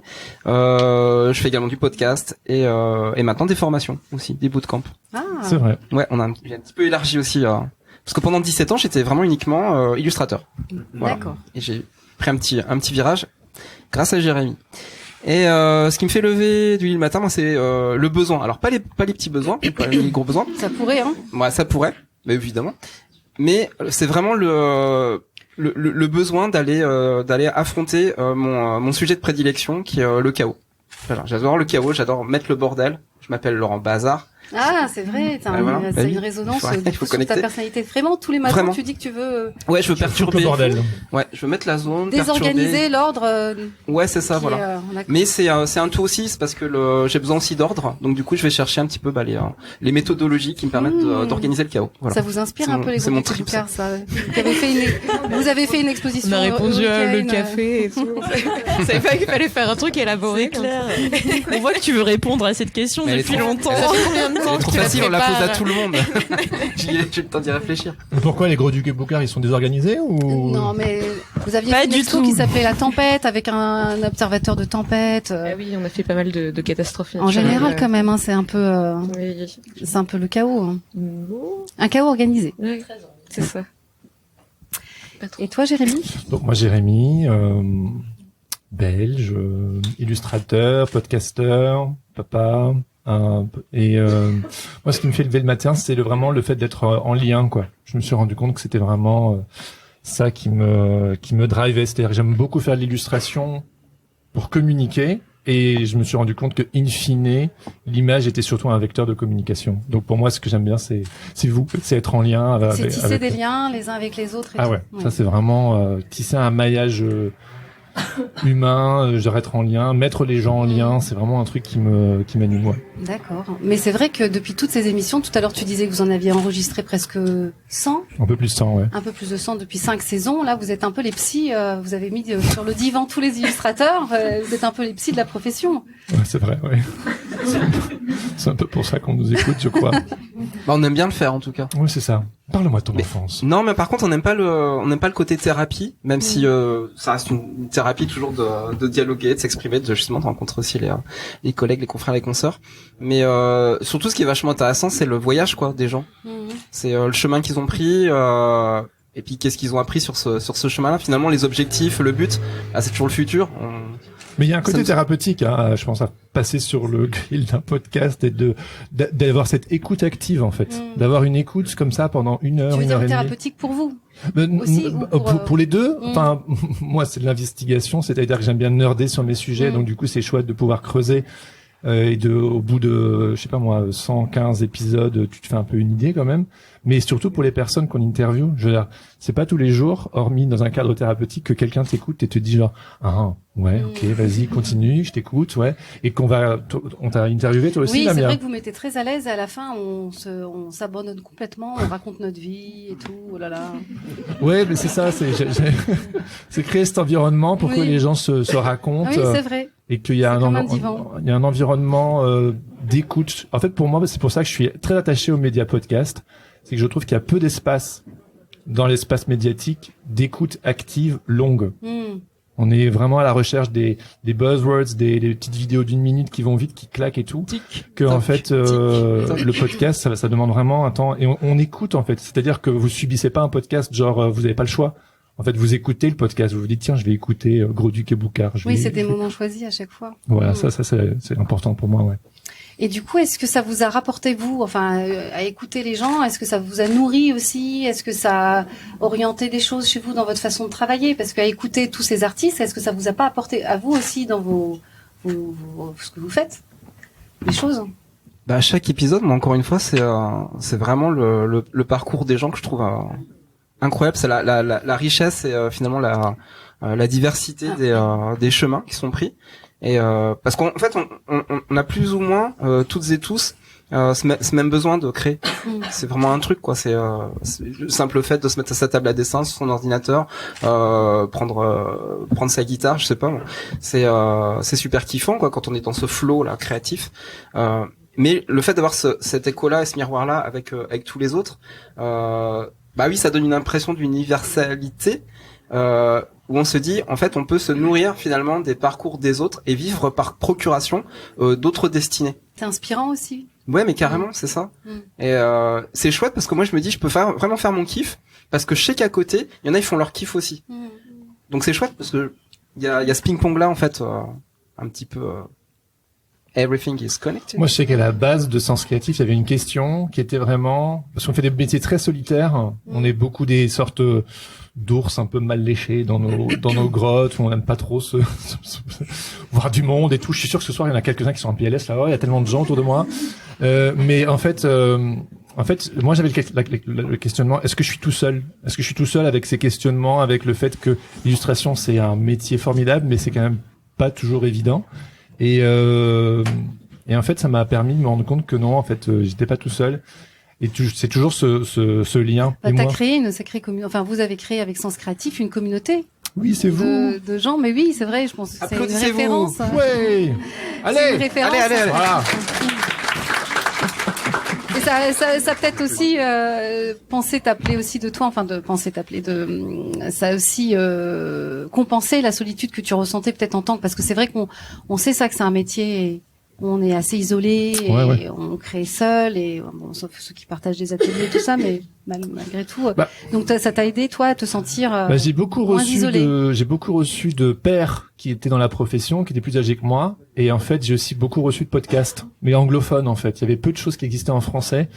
Et en fait, quand je me suis retrouvé dans une période de galère, parce que clairement, j'ai lancé Sens Créatif pour sauver ma carrière d'illustrateur. Hein. C'était le seul but vraiment au début, notamment quand j'ai eu mon premier enfant. Ça a été un raz-de-marée.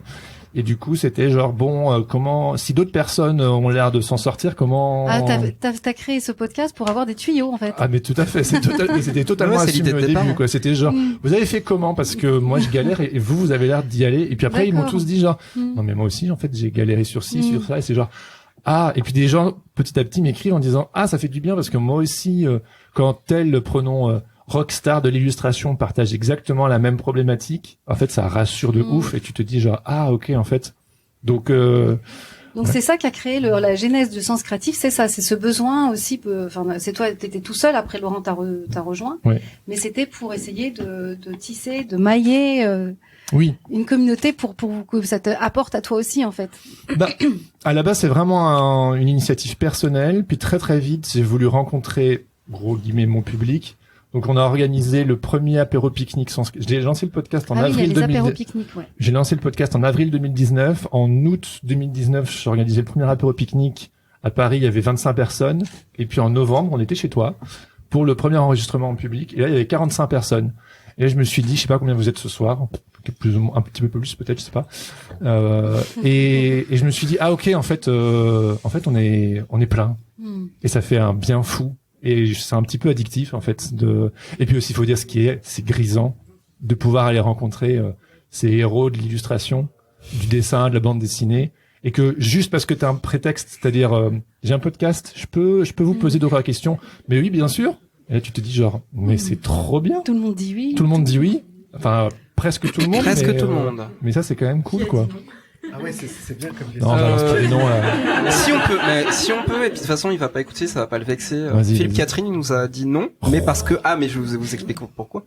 Il nous a dit non parce que c'était pas le bon moment. Donc en fait, on a appris aussi qu'on peut pas forcément aller voir les gens n'importe quand. C'est que des fois, en fait, ils ont des agendas et notre côté Et là, justement, enfin, bah, là, il Philippe, arrive, c'était là. oui. Ah, Philippe. Et notre côté mignon, il a pas suffi en fait. Il a pas suffi. Voilà. Oui, parce qu'on dit souvent que la communauté Sens Créatif, on est un peu des punks bisounours. Et donc, du coup, quand il a sorti son expo sur le mignonisme, nous, on était genre, mais on a plein de choses à se raconter. Oui, et oui. puis, il fait du dessin et c'est incroyable son dessin. C'est un faux mignon. C'est un faux Catherine. mignon, tu trouves, ouais. Ouais, je pense C'est pas- pas. S'il a refusé, c'est que c'est un faux mignon. Il a été très mignon par contre, tu vois en fait. Parce en- qu'il son refus nous a était super refusé devant On nous, sait hein. plus. Ouais. On l'a rencontré à une des séances de dédicace. Arthazar. Laurent avait fait son portrait en pixel. Ah oui. Ah, je m'étais donné. Voilà. On lui a fait des cadeaux et tout. Et puis, genre, Oh. non, j'ai besoin je suis en période de jachère. Exactement. Et j'ai adoré cette réponse. Ça C'est ressemble la à Philippe jachère. Catherine. Alors ça, c'est un appel à ce que vous le réinvitiez. Il Ah est en oui, train de vous oui. demander, c'est un appel du pied là de Philippe Catherine. Voilà, Moi, mais je vois ça on comme n'est pas ça, assez hein. gros en fait, c'est-à-dire que les podcasts et tout, on est tout le temps en bout de fil avec les médias et donc du coup on loupe tout le temps les. Oui, c'est vrai, on n'est pas dans l'actualité, ça. On fait Donc, vraiment du coup, un podcast posé. On loupe tout le temps les gros trucs. Ah, oui. discussion. Voilà. Après, ils sont Voilà. super sollicités aussi. Et ben c'est ces ça, gens-là, voilà. forcément. On a été frappé un peu trop. Mm. On est un peu C'est une trop bonne tard. expérience, quoi. Voilà. Et alors, comment est-ce que vous êtes rencontrés tous les deux? Oula. Ah bah, ça, c'est Jérémy qui commence cette histoire. J'ai déménagé à C'est pas Paris ma en faute. 2013 dans le but de rejoindre ma chérie et de me lancer en tant qu'illustrateur. C'était pas moi. Voilà. Arrête mon amour. Et puis en fait on a un ami commun qui m'a dit mais en fait si tu vas à Paris il faut à tout prix que tu ailles frapper à la porte de chez Laurent parce qu'il le dira pas lui-même mais c'est une rockstar de l'illustration, c'est ce que mon ami avait dit. Comme t'étais vachement timide, tu m'as envoyé un mail plutôt. Voilà. Mm. Et en fait on a commencé à s'envoyer des mails et en fait on est tous les deux super bavards et vu que j'habitais en Angleterre à ce moment-là, juste avant à Oxford, lui a dit j'aimerais trop habiter à Oxford. Du coup on parlait illustration, Angleterre, on avait plein de choses à raconter. Et puis je suis allé chez lui. Et en fait, il avait son premier enfant qui était tout petit, un tout petit bébé. Et en fait, il m'a donné 2-3 conseils. Il m'a mis le pied à l'étrier dans l'illustration. Ah oui. Et puis, Parce que toi, au démarrage, t'es graphiste, hein, c'est ça? ouais, graphiste pendant 3 ans. Et puis, quand je me suis rendu compte qu'on pouvait gagner sa vie qu'en faisant de l'illustration, je me suis dit mais c'est formidable. Et que je veux savoir comment. Et vu qu'a Donc priori, c'est la bonne fée, c'est ta bonne fée, Laurent. c'est un peu ça, Mm. ouais. Voilà. Et tout le monde fait oh. I'm the fairy. Mais moi en fait j'ai eu des bonnes fées aussi. Donc du coup pour moi c'était naturel de renvoyer ce qu'on m'avait finalement donné à l'époque. Coucou Jean-Marc. Et voilà. Et c'est ce qu'on essaye de renvoyer la faire. balle un Et peu, c'est quoi. ça, renvoyer la Ouais, balle. oui. Parce qu'on peut pas la renvoyer tout Mm. de suite, en fait. On a toujours ce petit côté, justement, d'être redevable. Et quand quand c'est un aîné qui nous donne des tuyaux, on peut pas lui renvoyer la balle comme ça, en fait. Donc, en fait, il faut la renvoyer à quelqu'un d'autre qui arrive derrière. Et c'est comme ça qu'on a cette idée de transmission-là. Oui, oui. Et ça fait partie aussi de l'ADN de Sens Créatif, justement, de dire, ok, tu viens de servir. Mais peut-être qu'un jour, tu pourras donner à quelqu'un. Et c'est pas grave si maintenant tu te sers. Ouais, c'est un peu l'ADN de Sens Créatif, ça. Oui. Est-ce que vous avez une anecdote à raconter d'un podcast qui a été calamiteux, Ouais. ou bien pas forcément calamiteux, mais une expérience un peu cocasse, un souvenir Ouais, chacun t'en as des comme à votre ça. façon. C'est quoi cette question? Quand t'oublies les, ouais, ça Qui se déjà, passe pas du tout comme prévu. quand t'oublies les piles ou des, Ouais, mais il y en a un tout particulier merde. Ça me vient. au fond d'une piscine. Ah oui, alors par contre ça c'est un très bon souvenir. On a fait un podcast à Orléans, Au fond d'une piscine. au fond d'une piscine, Ah. dans le cadre d'un festival qui était organisé par Nicolas Baron Une piscine vide, hein, et Jean-Michel je Ouvry, précise, hein. voilà. Et le Loire-Archaud. Ouais. Et donc ils nous ont dit ouais, pas de souci, hein, on a un truc délire, c'est qu'on a en fait un grand espace, c'est une piscine. Et on pourrait faire le podcast à l'intérieur de la piscine. Et nous, on s'est dit, ouais, trop cool. trop cool. En fait, Et on n'entendait mode, rien. inconscient. Ah total. oui. Ouais, on était comme ici, on avait fait une table ronde avec 3 autres invités, et en fait, on se posait des questions, on les entendait absolument pas. Donc la piscine en fait elle servait de rampe de lancement et de toboggan à plein d'enfants en fait qui tournaient autour de C'est nous. du skate, comme dans un clip des années 80, là, un peu de rock, là où les gens tournent autour de nous. Donc on n'entendait pas très bien nos invités, donc ils ont joué le jeu à fond, c'était Et mais il était exploitable le podcast après coup Bah quand même. ouais. hein. incroyable. En Ouais. fait, on avait un ingénieur du son avec nous qui était là pour le festival et il a trouvé les bons micros, il a géré de ouf et en fait le son il est ok. Bon. Et c'est marrant d'avoir de s'être mis finalement dans une espèce de chaos total parce que ça donne une couleur à cet épisode qui est incroyable. C'est sûr. Mais ça vous est jamais arrivé d'oublier de brancher par exemple les micros quoi. Si. Ça, c'est drôle. Si refaire des interviews parce que l'interview est foirée, c'est déjà arrivé. Oui, on a eu ça avec, vous le saurez maintenant, avec Jérémy Martinez de Keyblind. On a lancé, c'était sur Twitch, hein, parce que cette année on l'a fait en public. Et en fait, en direct, pardon. Et on a commencé, je pense qu'on a causé 10 minutes, facile. Et on voyait pas du coup les gens dans le chat qui disaient, vous les entendez, vous? Non, non, moi j'entends rien, non. Et au bout de 10 minutes, c'est genre, mince. Et du coup, on a relancé et j'ai pas joué la carte de la vulnérabilité, là, pour le coup. J'ai pas du tout dit aux gens, genre, Non, ouais. en fait, on l'a refait comme si. Mais Jérémy c'était l'a rien assuré, passé. hein. Il a. L'autre Jérémy, Ouais, l'autre Jérémy il l'a s'est assuré. prêté- on a posé les mêmes questions, il a donné les mêmes réponses, jusqu'à ce qu'on arrive, On a des bons clients. mais je pense qu'on a eu d'autres merdes, mais je m'en souviens plus, là.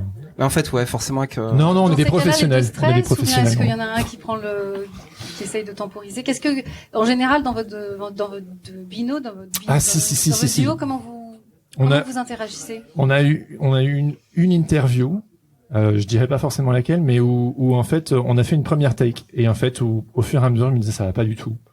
Et après à la fin j'ai dit à Laurent faut la refaire, faut vraiment la refaire et on l'a dit directement à la personne en fait.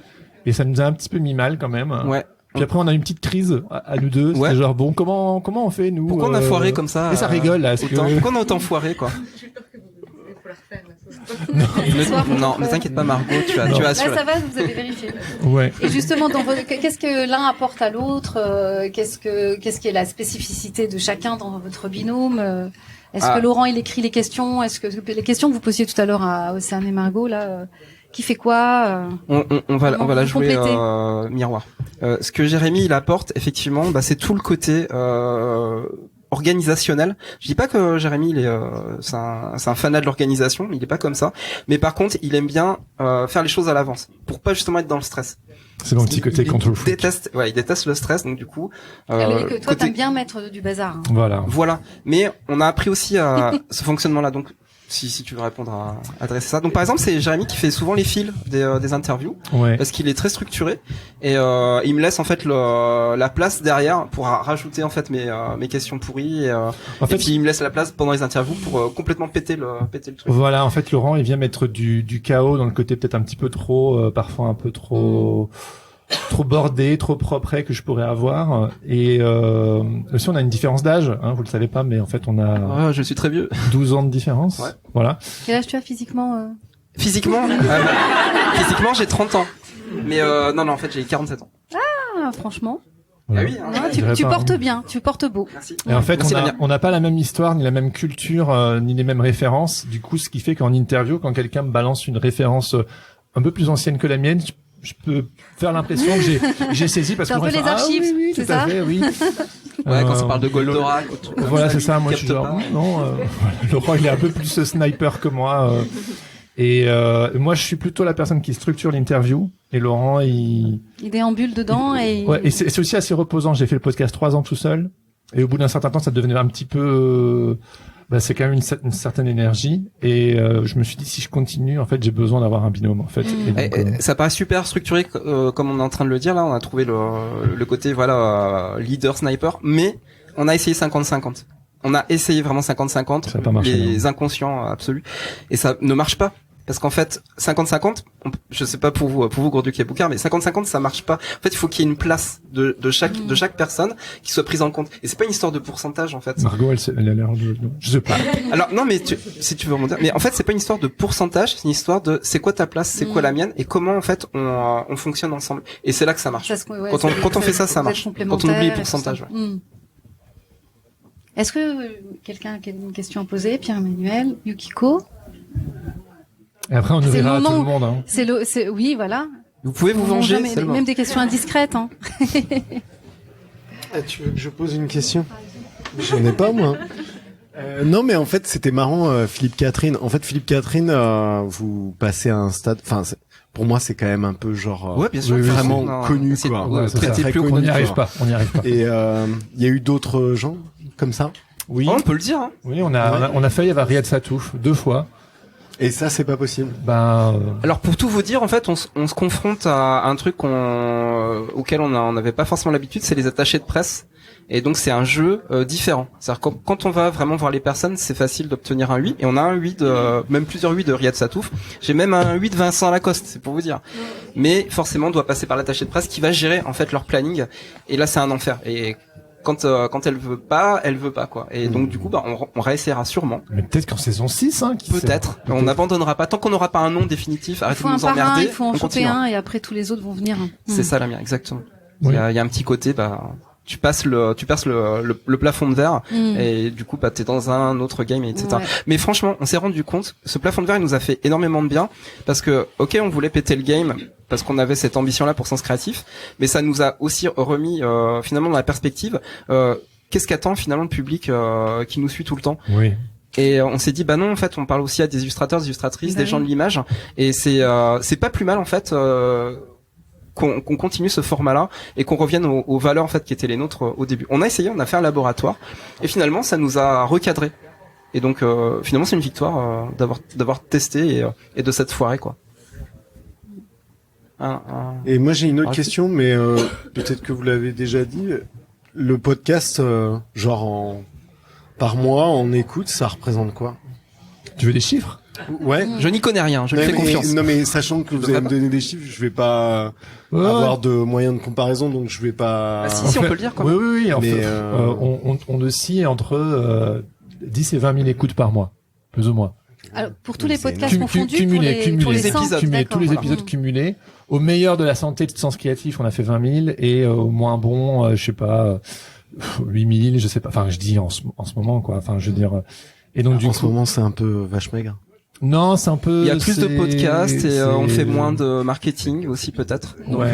Mais en fait, c'est pas beaucoup. En fait, c'est pas beaucoup dans le podcast game, mais pour la niche qui est la nôtre, en fait, on se rend compte que c'est inestimable, quoi, de vous avoir, vous qui nous écoutez, et que. Mais c'est une référence, je Oui, pense. merci C'est tout plein. pas un illustrateur qui écoute pas Sens Créatif, hein. Ouais. Ouais. Non, mais c'est vrai.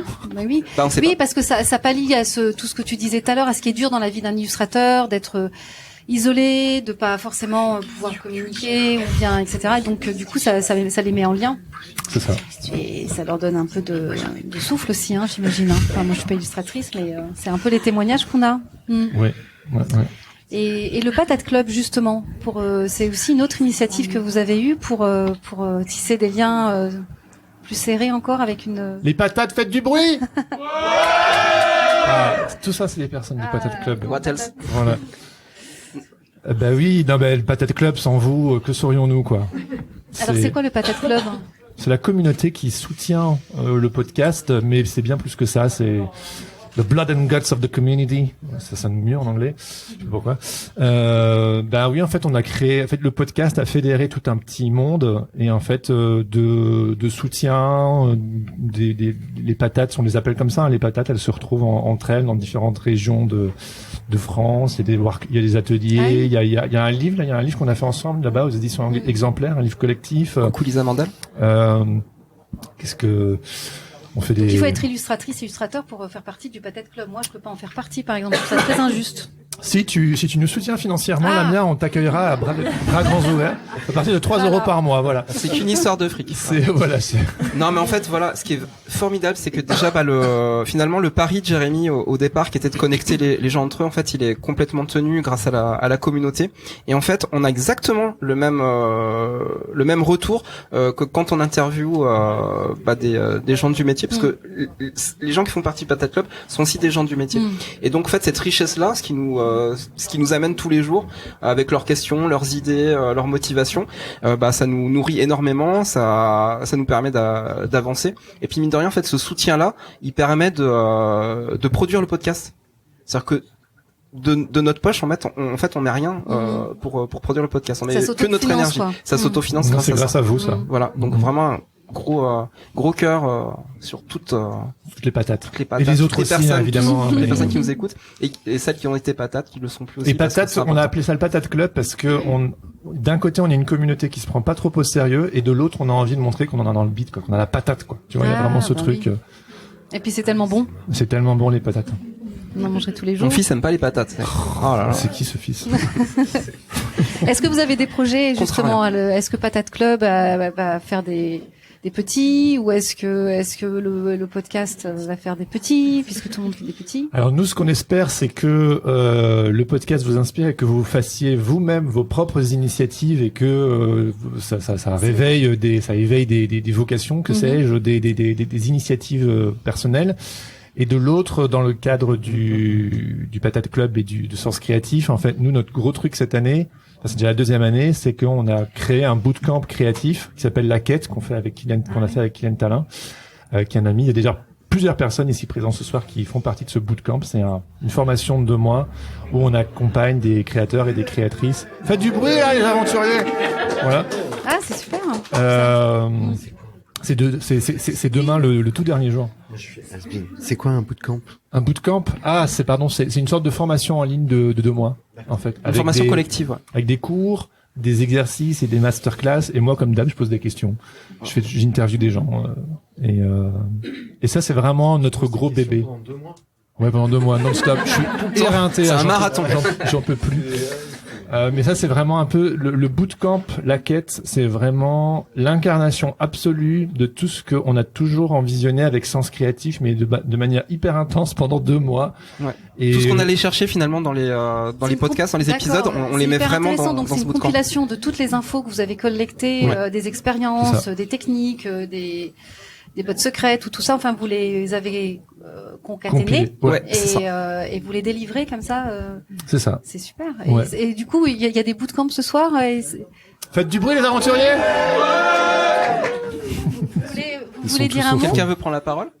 parce que c'est super intéressant. Mehdi, ça te botte? juste c'est en ligne ou c'est C'est en ligne, ouais. C'est en ligne. Ouais. Mais il y C'est aura pas une- vous Un avez grand pas un bootcamp, lieu mais bien, bien. Non, tout est en distanciel, mais on Ok. utilise beaucoup la visio et on D'accord. crée du contact humain grâce aux outils en fait justement. Ok. Le grand Mehdi. Alors Mehdi est toujours le porte-parole. Bonjour. Apparemment, Bonjour. faut que je parle. Enchanté. Alors, Oui. est-ce que je reprends le micro à Mehdi parce que je dois vraiment préciser. Mehdi, c'est vraiment quelqu'un de très très important en fait dans l'univers Sens Créatif. Il est là depuis le début. Il nous accompagne quasiment tout le temps et c'est notre poteau Mehdi quoi. Voilà. C'est la mascotte en fait. Ouais, on a même baroudé ensemble. On a fait des interviews et tout. Et donc ça t'a pris quoi Enfin, ça t'a apporté en quelques mots La quête précisément ou depuis le début avec Sens Créatif? Non, la quête. La quête. Oui. La quête, ce que ça m'a apporté, c'est une introspection et après, j'ai envie de dire, chacun va y trouver son trésor, va trouver son mindset, sa manière d'avancer, son flow.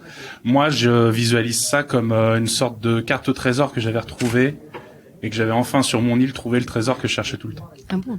Je vois ça un peu comme ça. C'est des choses que j'avais en moi, que j'avais refoulées ou pas, que je mettais de côté ou pas, ou que je prenais à la légère.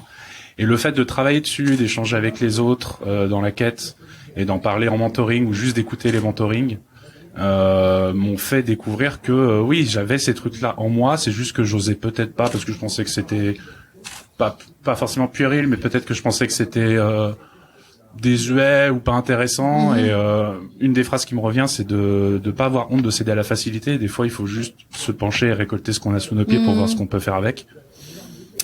Et voilà, c'est ça. Ouais, pour moi, en tout cas, pour mon expérience, c'est ça le truc, c'est que la quête, c'est 8 semaines, c'est intense, c'est deep. Donc c'est tous les jours. C'est, en fait, c'est Ça tous se passe les, comment c'est tous les jours. C'est tous les jours où on peut mettre le temps qu'on a parce que tout le monde n'a pas forcément le même temps à allouer à la quête. Il y en a qui travaillent à côté, il y a les vies de famille, etc. Moi, par exemple, j'ai la chance de pouvoir le faire tous les jours parce que je me suis pris le temps pour vraiment profiter à fond de la quête et j'ai pas d'enfant, donc ça aide aussi. Mais tous les jours, on a le lundi généralement, on a la session de cours, donc on a le trio qui vient nous présenter le module de la semaine. Ensuite, à partir de là, ça commence les sessions de mentoring du mardi au jeudi. Et chaque fois, c'est quelqu'un de différent. Donc, généralement, le mardi, c'était Laurent. Ensuite, c'était Jérémy. Ensuite, c'est Kylian. Ah, Avec ok. chacun Ah, oui. sa couleur et son tempo Super. différent. Et le vendredi, c'est la taverne, où Jérémy nous présente généralement un invité ou une invitée mystère. Et on échange. C'est un peu comme un mini épisode de Sens Créatif, mais plus orienté vers la quête pour le coup cette fois-ci. Plus dans le sens, regardez, on vous présente quelqu'un qui va vous donner une tonalité différente. Ouais. Et ensuite, le lundi, ça redémarre et ça pendant 8 semaines. Et demain, c'est l'épisode de clôture et on va souffler et on va être content que ce soit fini. Ouais. C'était déjà très émotif dès lundi. Si ça vous titille, on a fait un épisode consacré à la quête sur le podcast pour débriefer de la première édition. Vous pouvez avoir la petite vignette là-bas pour retrouver c'est quel épisode. Et il y aura une troisième session l'année prochaine. Voilà. C'est hyper intéressant, bravo, vraiment. Je voulais juste C'est ajouter, tentaculaire, Mehdi est vos podcaster et son podcast sais. s'appelle Âme d'artiste. Âme d'artiste, allez Voilà, tous donc si vous écouter. voulez écouter Âme Ah d'artiste. oui. Ah oui. Mais merci Allez-y à fond. beaucoup, merci. Est-ce qu'on consacre aussi un petit temps pour les questions-réponses pour nos... Oui, bien sûr. Voilà. Donc si vous voulez poser une question à Gros-Duc Boucard, à Yukiko Noritake et Pierre-Emmanuel Lié, ou nous, ou Lamia d'ailleurs, ce micro est pour vous. It's time. Moi j'ai une dernière question pour vous. Encore non, pas Pierre-Emmanuel, lui, encore. Quelqu'un d'autre. Non mais Je suis quand chaud. vous m'avez contacté, vous m'avez dit que ça serait la dernière. Ouais, Ouais. exactement. Mais genre forever. Ouais. Chut, Non, vas-y, rentre, Et mets en les pieds fait, dans le non. plat. Oh là là, non, pas cette question. Bah oui, mais non, mais justement, Non, t'as raison, t'as raison. C'est bien d'en parler. On va faire une petite thérapie tous ensemble. De dire, en fait, ça représente quoi pour vous? Pourquoi c'est que du marketing. C'est que du marketing, Pierre-Emmanuel. Voilà, on voulait vraiment que vous veniez. C'est tout ce qu'on a trouvé sur le monde à faire un brainstorming de. Il y a 45 personnes à qui on va manquer. Voilà, c'est tout. Voilà. Non, parce qu'en fait tous les ans, en fait le podcast c'est une économie qui est hyper fragile. En tout cas, si elle est faite uniquement pour ce qu'elle est, et tous les ans en fait on se pose la question de savoir si on continue ou pas, et là on s'est posé la question très tôt, on s'est dit c'était peut-être la dernière saison en fait. En fait, simplement. j'ai pas envie de devenir un de ces groupes comme Deep Purple qui tournent encore 50 ans plus tard et que tu te dis genre fallait arrêter quand c'était bien en fait. Et aussi, comme dit Laurent, voilà, les enjeux économiques qui sont fragiles, le temps que ça nous demande, parce que quand même sur la durée, ça demande beaucoup d'énergie. Puis on a nos familles, on a notre travail, puis c'est la crise économique aussi. On a eu des sponsors qui après finalement nous ont plus suivis. Puis on a conscience que que le podcast, notre podcast fonctionne, mais c'est pas non plus un hit à un niveau. C'est un rayonnement dans tout le milieu.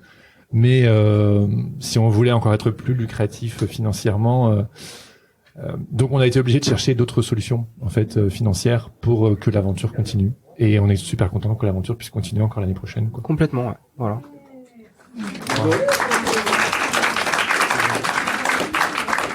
Merci pour cette question, Pierre-Emmanuel. Quelqu'un d'autre, et peut-être pas une question que pour nous, mais aussi pour nos invités. Ambre, vas-y, approche-toi, Ambre. Prends le micro. Bonjour. Alors moi j'ai une question pour Yuri Take. Alors je suis désolée si je prononce mal ton prénom. Yukiko. Ah pardon. Excuse-moi. J'ai une question. Alors déjà bravo pour ton exposition. C'est vraiment magnifique. C'est splendide. J'ai une question. Tu travailles avec quel type de peinture? C'est acrylique, peinture acrylique. D'accord. C'est tout. Du coup tu travailles aussi à l'acrylique pour tes projets en illustration jeunesse? Oui, je travaille j'utilise que l'acrylique pour projet perso, projet pro, jeunesse, l'affiche, magazine, tout. D'accord. En fait, je peins et je scanne, je numérise et je retouche sur Photoshop. Ok.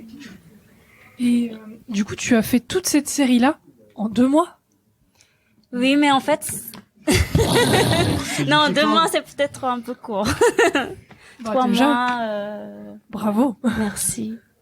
Après la partie de grosse partie de masse de peinture, ça va quand même un peu vite parce que j'utilise un pinceau assez épais comme ça.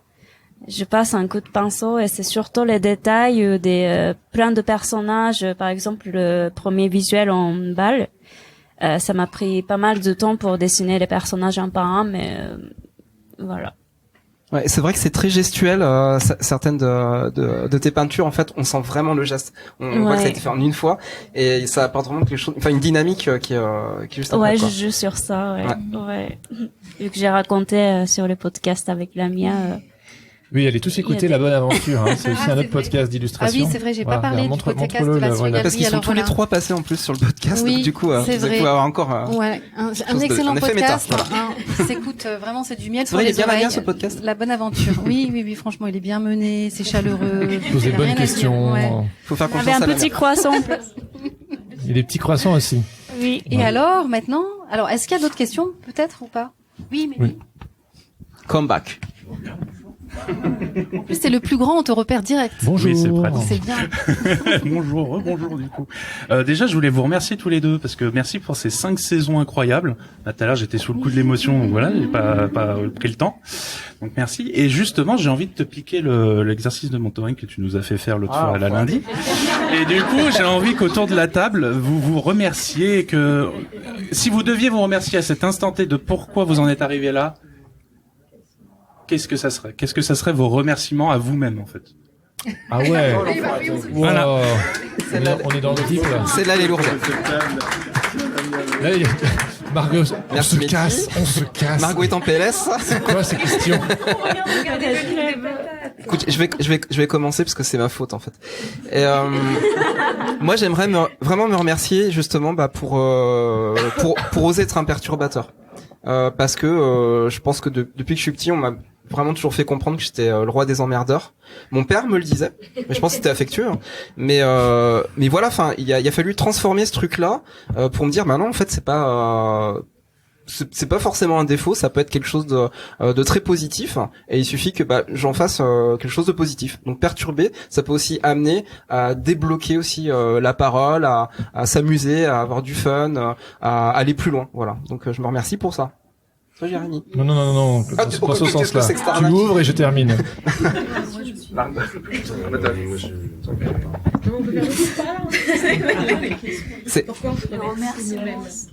C'est juste se remercier soi-même. Le pourquoi on s'en moque, c'est tu peux te remercier pour quelque chose dont tu es fier de toi. Voilà. Allez, Océane. Prends le mic. Moi, je je suis contente d'avoir fait gravure, du coup de t'avoir rencontré.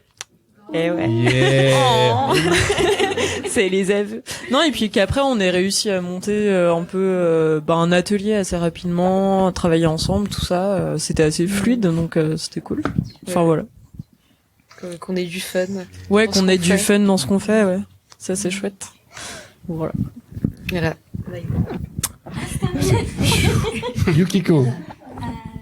Le remerciement pour moi-même, c'est je pense que je suis un peu déconnectée, du coup c'est bien de m'enfermer moi-même dans un certain bulle que je fais un peu shut out de bruit autour. Surtout que vu que je suis japonaise et que je parle pas, parfois je comprends pas trop les détails des Français qui parlent, que j'ai pas forcément besoin d'écouter. Ça c'est bien aussi pour développer un peu mon univers. Alors c'est une question un peu spéciale, hein, mais je sais pas, je me remercie peut-être pour certaines initiatives que j'ai prises à des moments et enfin je sais pas si je les reprendrai aujourd'hui en fait. Je sais ce qu'il faut que tu remercies pour toi. Pour moi. L'appétit du bonheur. L'appétit du bonheur, ouais. Merci Lamia. Oh, c'est un épisode de Noël un peu. Tout ça. Oui, c'est très cheesy, mais c'est bien. On adore le cheesy. Ça aussi. Lamia, tu te remercies pourquoi toi? Non, moi je pose que les questions. Ah non. C'est facile. Pirouette, moi je vous cacahuète. remercie vraiment tous les artistes. Pour moi, vous êtes des dieux, et encore mieux que des dieux parce que vous existez vraiment. Voilà, je me remercie pas moi, mais je vous remercie vous. Ouais. Et ça me donne presque envie de pleurer. On peut remercier Lamia, s'il vous plaît. Un applaudissement. Attendez ça un peu. Hein. Et moi, je pense que je me remercie de pas avoir peur de poser des questions bêtes, parce que ma mère m'a toujours dit, il y a pas de questions bêtes. Et quand j'étais plus jeune, je posais du coup beaucoup de questions en classe. Et mes autres copains qui étaient tellement tout cool, fausse cool, qui me regardaient genre, c'est bon. Je dis, mais t'as pas compris non plus, toi, en fait. Donc je pense que j'étais un peu chiant, mais j'ai toujours eu l'appétence des questions. Et je pense que du coup, c'est ce qui me fait avancer, en fait, de poser des questions là où peut-être d'autres, je sais pas. En tout cas, moi, de pas avoir peur de poser des questions. Voilà. Une autre question. Bravo. Ou le tarot. Ou le tarot. Non, mais ou pas le tarot, hein, parce que c'est quand même un rendez-vous avec le destin, ça fait un peu peur. Hein. Alors là, On est sur la bonne franchement, aventure quand même. J'ai enlevé les mauvaises cartes. Non, mais ou pas. Peut-être les questions, c'est plus important. Est-ce qu'il y a une question qui... En plus, aujourd'hui, on a fait un exercice où on disait qu'on allait être en paix avec notre mort. C'est vrai. Non mais arrête là. Donc le tarot, ça me fait pas Ça peur. fait pas aussi peur que ça en vrai. Hein. Vous inquiétez pas. J'ai eu la mort. T'as eu la mort? Génial. Moi, je veux avoir un truc comme ça. Bon, tout le monde, ok? Non, c'est pas toujours négatif. Petite question. Alors j'ai une petite question qui n'en serait peut-être pas une. J'aimerais que vous me parliez justement de vos rendez-vous peinture. Alors, j'avais des questions sur déjà quelle technique vous utilisez et comment vous accordez du temps à la peinture. Est-ce que vous avez un rythme particulier? Est-ce que vous pouvez nous parler un peu de tout ça, s'il vous plaît? Wow, c'est une question large, hein, Ambre, là. On prend le podcast. Ouais, c'est ça. C'est un sujet. Tu veux dire la pratique, quoi, en gros, ouais. Le craft. Moi, c'est quand j'ai envie. Voilà. C'est aussi simple Non, que ça. Je pense que la question c'était pour Yukiko. C'est pour Yukiko? Oui, et pour Emmanuel. Alors je retire ma réponse. Mais non. C'est trop tard, Ambre. Non, je l'ai donné. C'était quoi la question? Quel est Rendez-vous peinture. rendez-vous peinture? Bah, je peins tous les jours. Je peins tous les jours parce Mais que mentalement, parfois. mentalement, ah oui. En ce moment, je parle pas de réalité. En ce moment, je peins tous les jours parce que j'ai les délais à respecter et que heureusement que j'ai des projets à faire, à finir, donc je peins. Et sinon, pendant les vacances, je peins un peu dans ma tête. Ce qu'expliquait Yukiko, c'est super intéressant, c'est que quand t'as pas le temps de dessiner et de prendre le pinceau, tu peins dans ta tête, tu crées des compositions mentales. Et Ouais. le jour où t'as le temps, tu les dessines. J'essaye. C'est super canon, quoi. Et du coup, t'as entraîné ta mémoire à te rappeler des petits par triggers, exemple, ce qu'on appelle les quand- triggers en anglais, tu sais, quand tu déclenches quelque chose, Ouais. et bang, ça revient. Bah, par exemple, quand je rencontre des paysages magnifiques et tout pendant le voyage, je me transmets tout de suite, cette partie-là, le ciel, ça peut être ce couleur, cette partie de lumière, ça peut être tracé par ce type de pinceau, enfin, de Y a telles pas de couleurs. croquis, tout est dans la Waouh. tête. Oh. Je fais un peu dans ma tête et quand j'ai le temps, j'essaye de reproduire ce que j'avais fait. Bon, on finit avec la bonne aventure. Ah, pardon. Non mais en ce qui concerne la peinture, moi c'est une pratique un peu parallèle. Donc je mets un peu tout ce qui est manuel dans le même sac, mais en gros c'est dès que j'ai l'espace et le temps. C'est-à-dire en ce moment c'est un peu compliqué, donc je fais surtout du numérique et des choses comme ça. Mais sinon c'est le plus possible, et je pense que ça tient surtout à avoir un endroit dédié à ça. Ça c'est vachement important. Un espèce de sanctuaire où tu puisses te retrouver toi seul et travailler manuellement. C'est alors si je pouvais faire ça tous les jours, je le ferais. J'adorerais, mais malheureusement en fait on peut pas. Donc le plus possible quoi. Merci Pierre-Emmanuel, merci pour la question. Lamia, vas-y. Let's finish. Oui, alors voilà, on va juste terminer pour faire un petit clin d'œil parce que c'est un peu le protocole quand on fait La Bonne Aventure, le podcast La Bonne Aventure. Vous allez sortir une carte de tarot, le tarot de Marseille, et voilà, j'espère qu'elle sera pas mauvaise. Il y en a quand même qui sont pas terribles. Ça m'embêterait d'en avoir une bonne, moi. Ouais, ça, oui. Voilà, alors l'un après l'autre, on va essayer d'aller assez vite parce que j'imagine tout le monde a un peu faim. Ouais. Mais alors avec la main gauche, La main Jérémy, tu gauche. les bras dans le sens inverse des aiguilles d'une montre. Alors je parle vite, mais tu vois, genre comme ça. Comme ça. ok. Ouais. Ah voilà, c'est bien ça. ce Ouais, petit vas-y, désordre, mets là. ton fluide. Ouais, je mets mon fluide. C'est bien. Voilà, tu brasses. Hop. Et là, tout simplement, hop. Tu coupes avec la main gauche, la main du cœur. Hop. Là, et là, je suis un peu handicapée parce que j'ai un pouce qui fonctionne pas bien. Tu vas sortir une carte. Tu en prends celle que tu veux.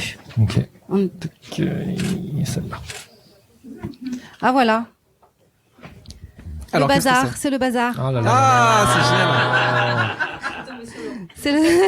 C'est la maison Dieu. Ok. Déconstruction de l'édifice établi et en fait tout part en cacahuète et tout se déconstruit, mais pour mieux se reconstruire derrière. Les personnages ils sont joyeux. Incroyable. La maison Dieu, oui. Ouais, ça a C'est- totalement du sens. C'est le Mais voyage, c'est fou, c'est le t'as voyage de sorti- Jérémy, la Mais oui. déconstruction. Ouais, Ah c'est oui, ça. c'est vrai. Oui, oui. C'est un autre podcast. Ça donne mais des on frissons. racontera, ouais. C'est super ouf. Oui, c'est vrai. Bon, Ouais. j'espère qu'on aura une bonne pioche pour toi aussi. Donc c'est positif, hein. C'est positif. Cool. Ouais. Pareil, t'as vu Laurent tu prends la main gauche, tu brasses dans le sens C'est inverse bon. des aiguilles d'une montre. Ah, je fais Voilà. catastrophe. Vas-y. Parce que comme il faut que tu mettes bien. C'est une ton- expérience hein, ce soir quand même. Hein. Après, on va faire les esprits. Ok, non, en fait je sais pas, on n'a pas le temps là quand même pour les esprits. Et hop, comme ça. Tu coupes avec la main gauche. Tu m'as affirmé. Toujours. Et là, un peu maladroitement. Voilà. Là, t'en prends une. Oh les motos. J'ai plus le droit d'y toucher, là. Non, enfin, tu peux. Moi seulement, j'ai le droit du toucher. Voilà. J'en avais repéré Si, tu une peux- tout à l'heure. Tu peux les. Ah oui. Eh ben, je vais prendre celle-là, qui est un tout petit peu... Ah, le chariot. Alors, le chariot, c'est un jeune homme qui dirige 2 chevaux, et ça, c'est le succès, mais après adversité. Voilà, tout est dit. Voilà. Donc il y a quelque chose, un projet qui va se réaliser, mais tu vas un peu en baver quand même pour y arriver. C'est l'histoire de ma vie. Hein. Méga succès. Bah ouais, toujours. Mais succès, voilà. Mérité. Parce que je lâche rien. Merci Lamia. Bah avec plaisir. Vous me tenez au courant, j'assure le service après-vente. Génial, super, on reviendra. Merci à toutes et à tous. Merci Greluc et Boucard, merci Yukiko Noritaké, merci Pierre-Emmanuel, merci Lamia, merci Cyril, merci Cyril, toute l'équipe de l'Aslo. Merci à chacun et chacune d'avoir été là avec nous. C'était formidable. Ouais.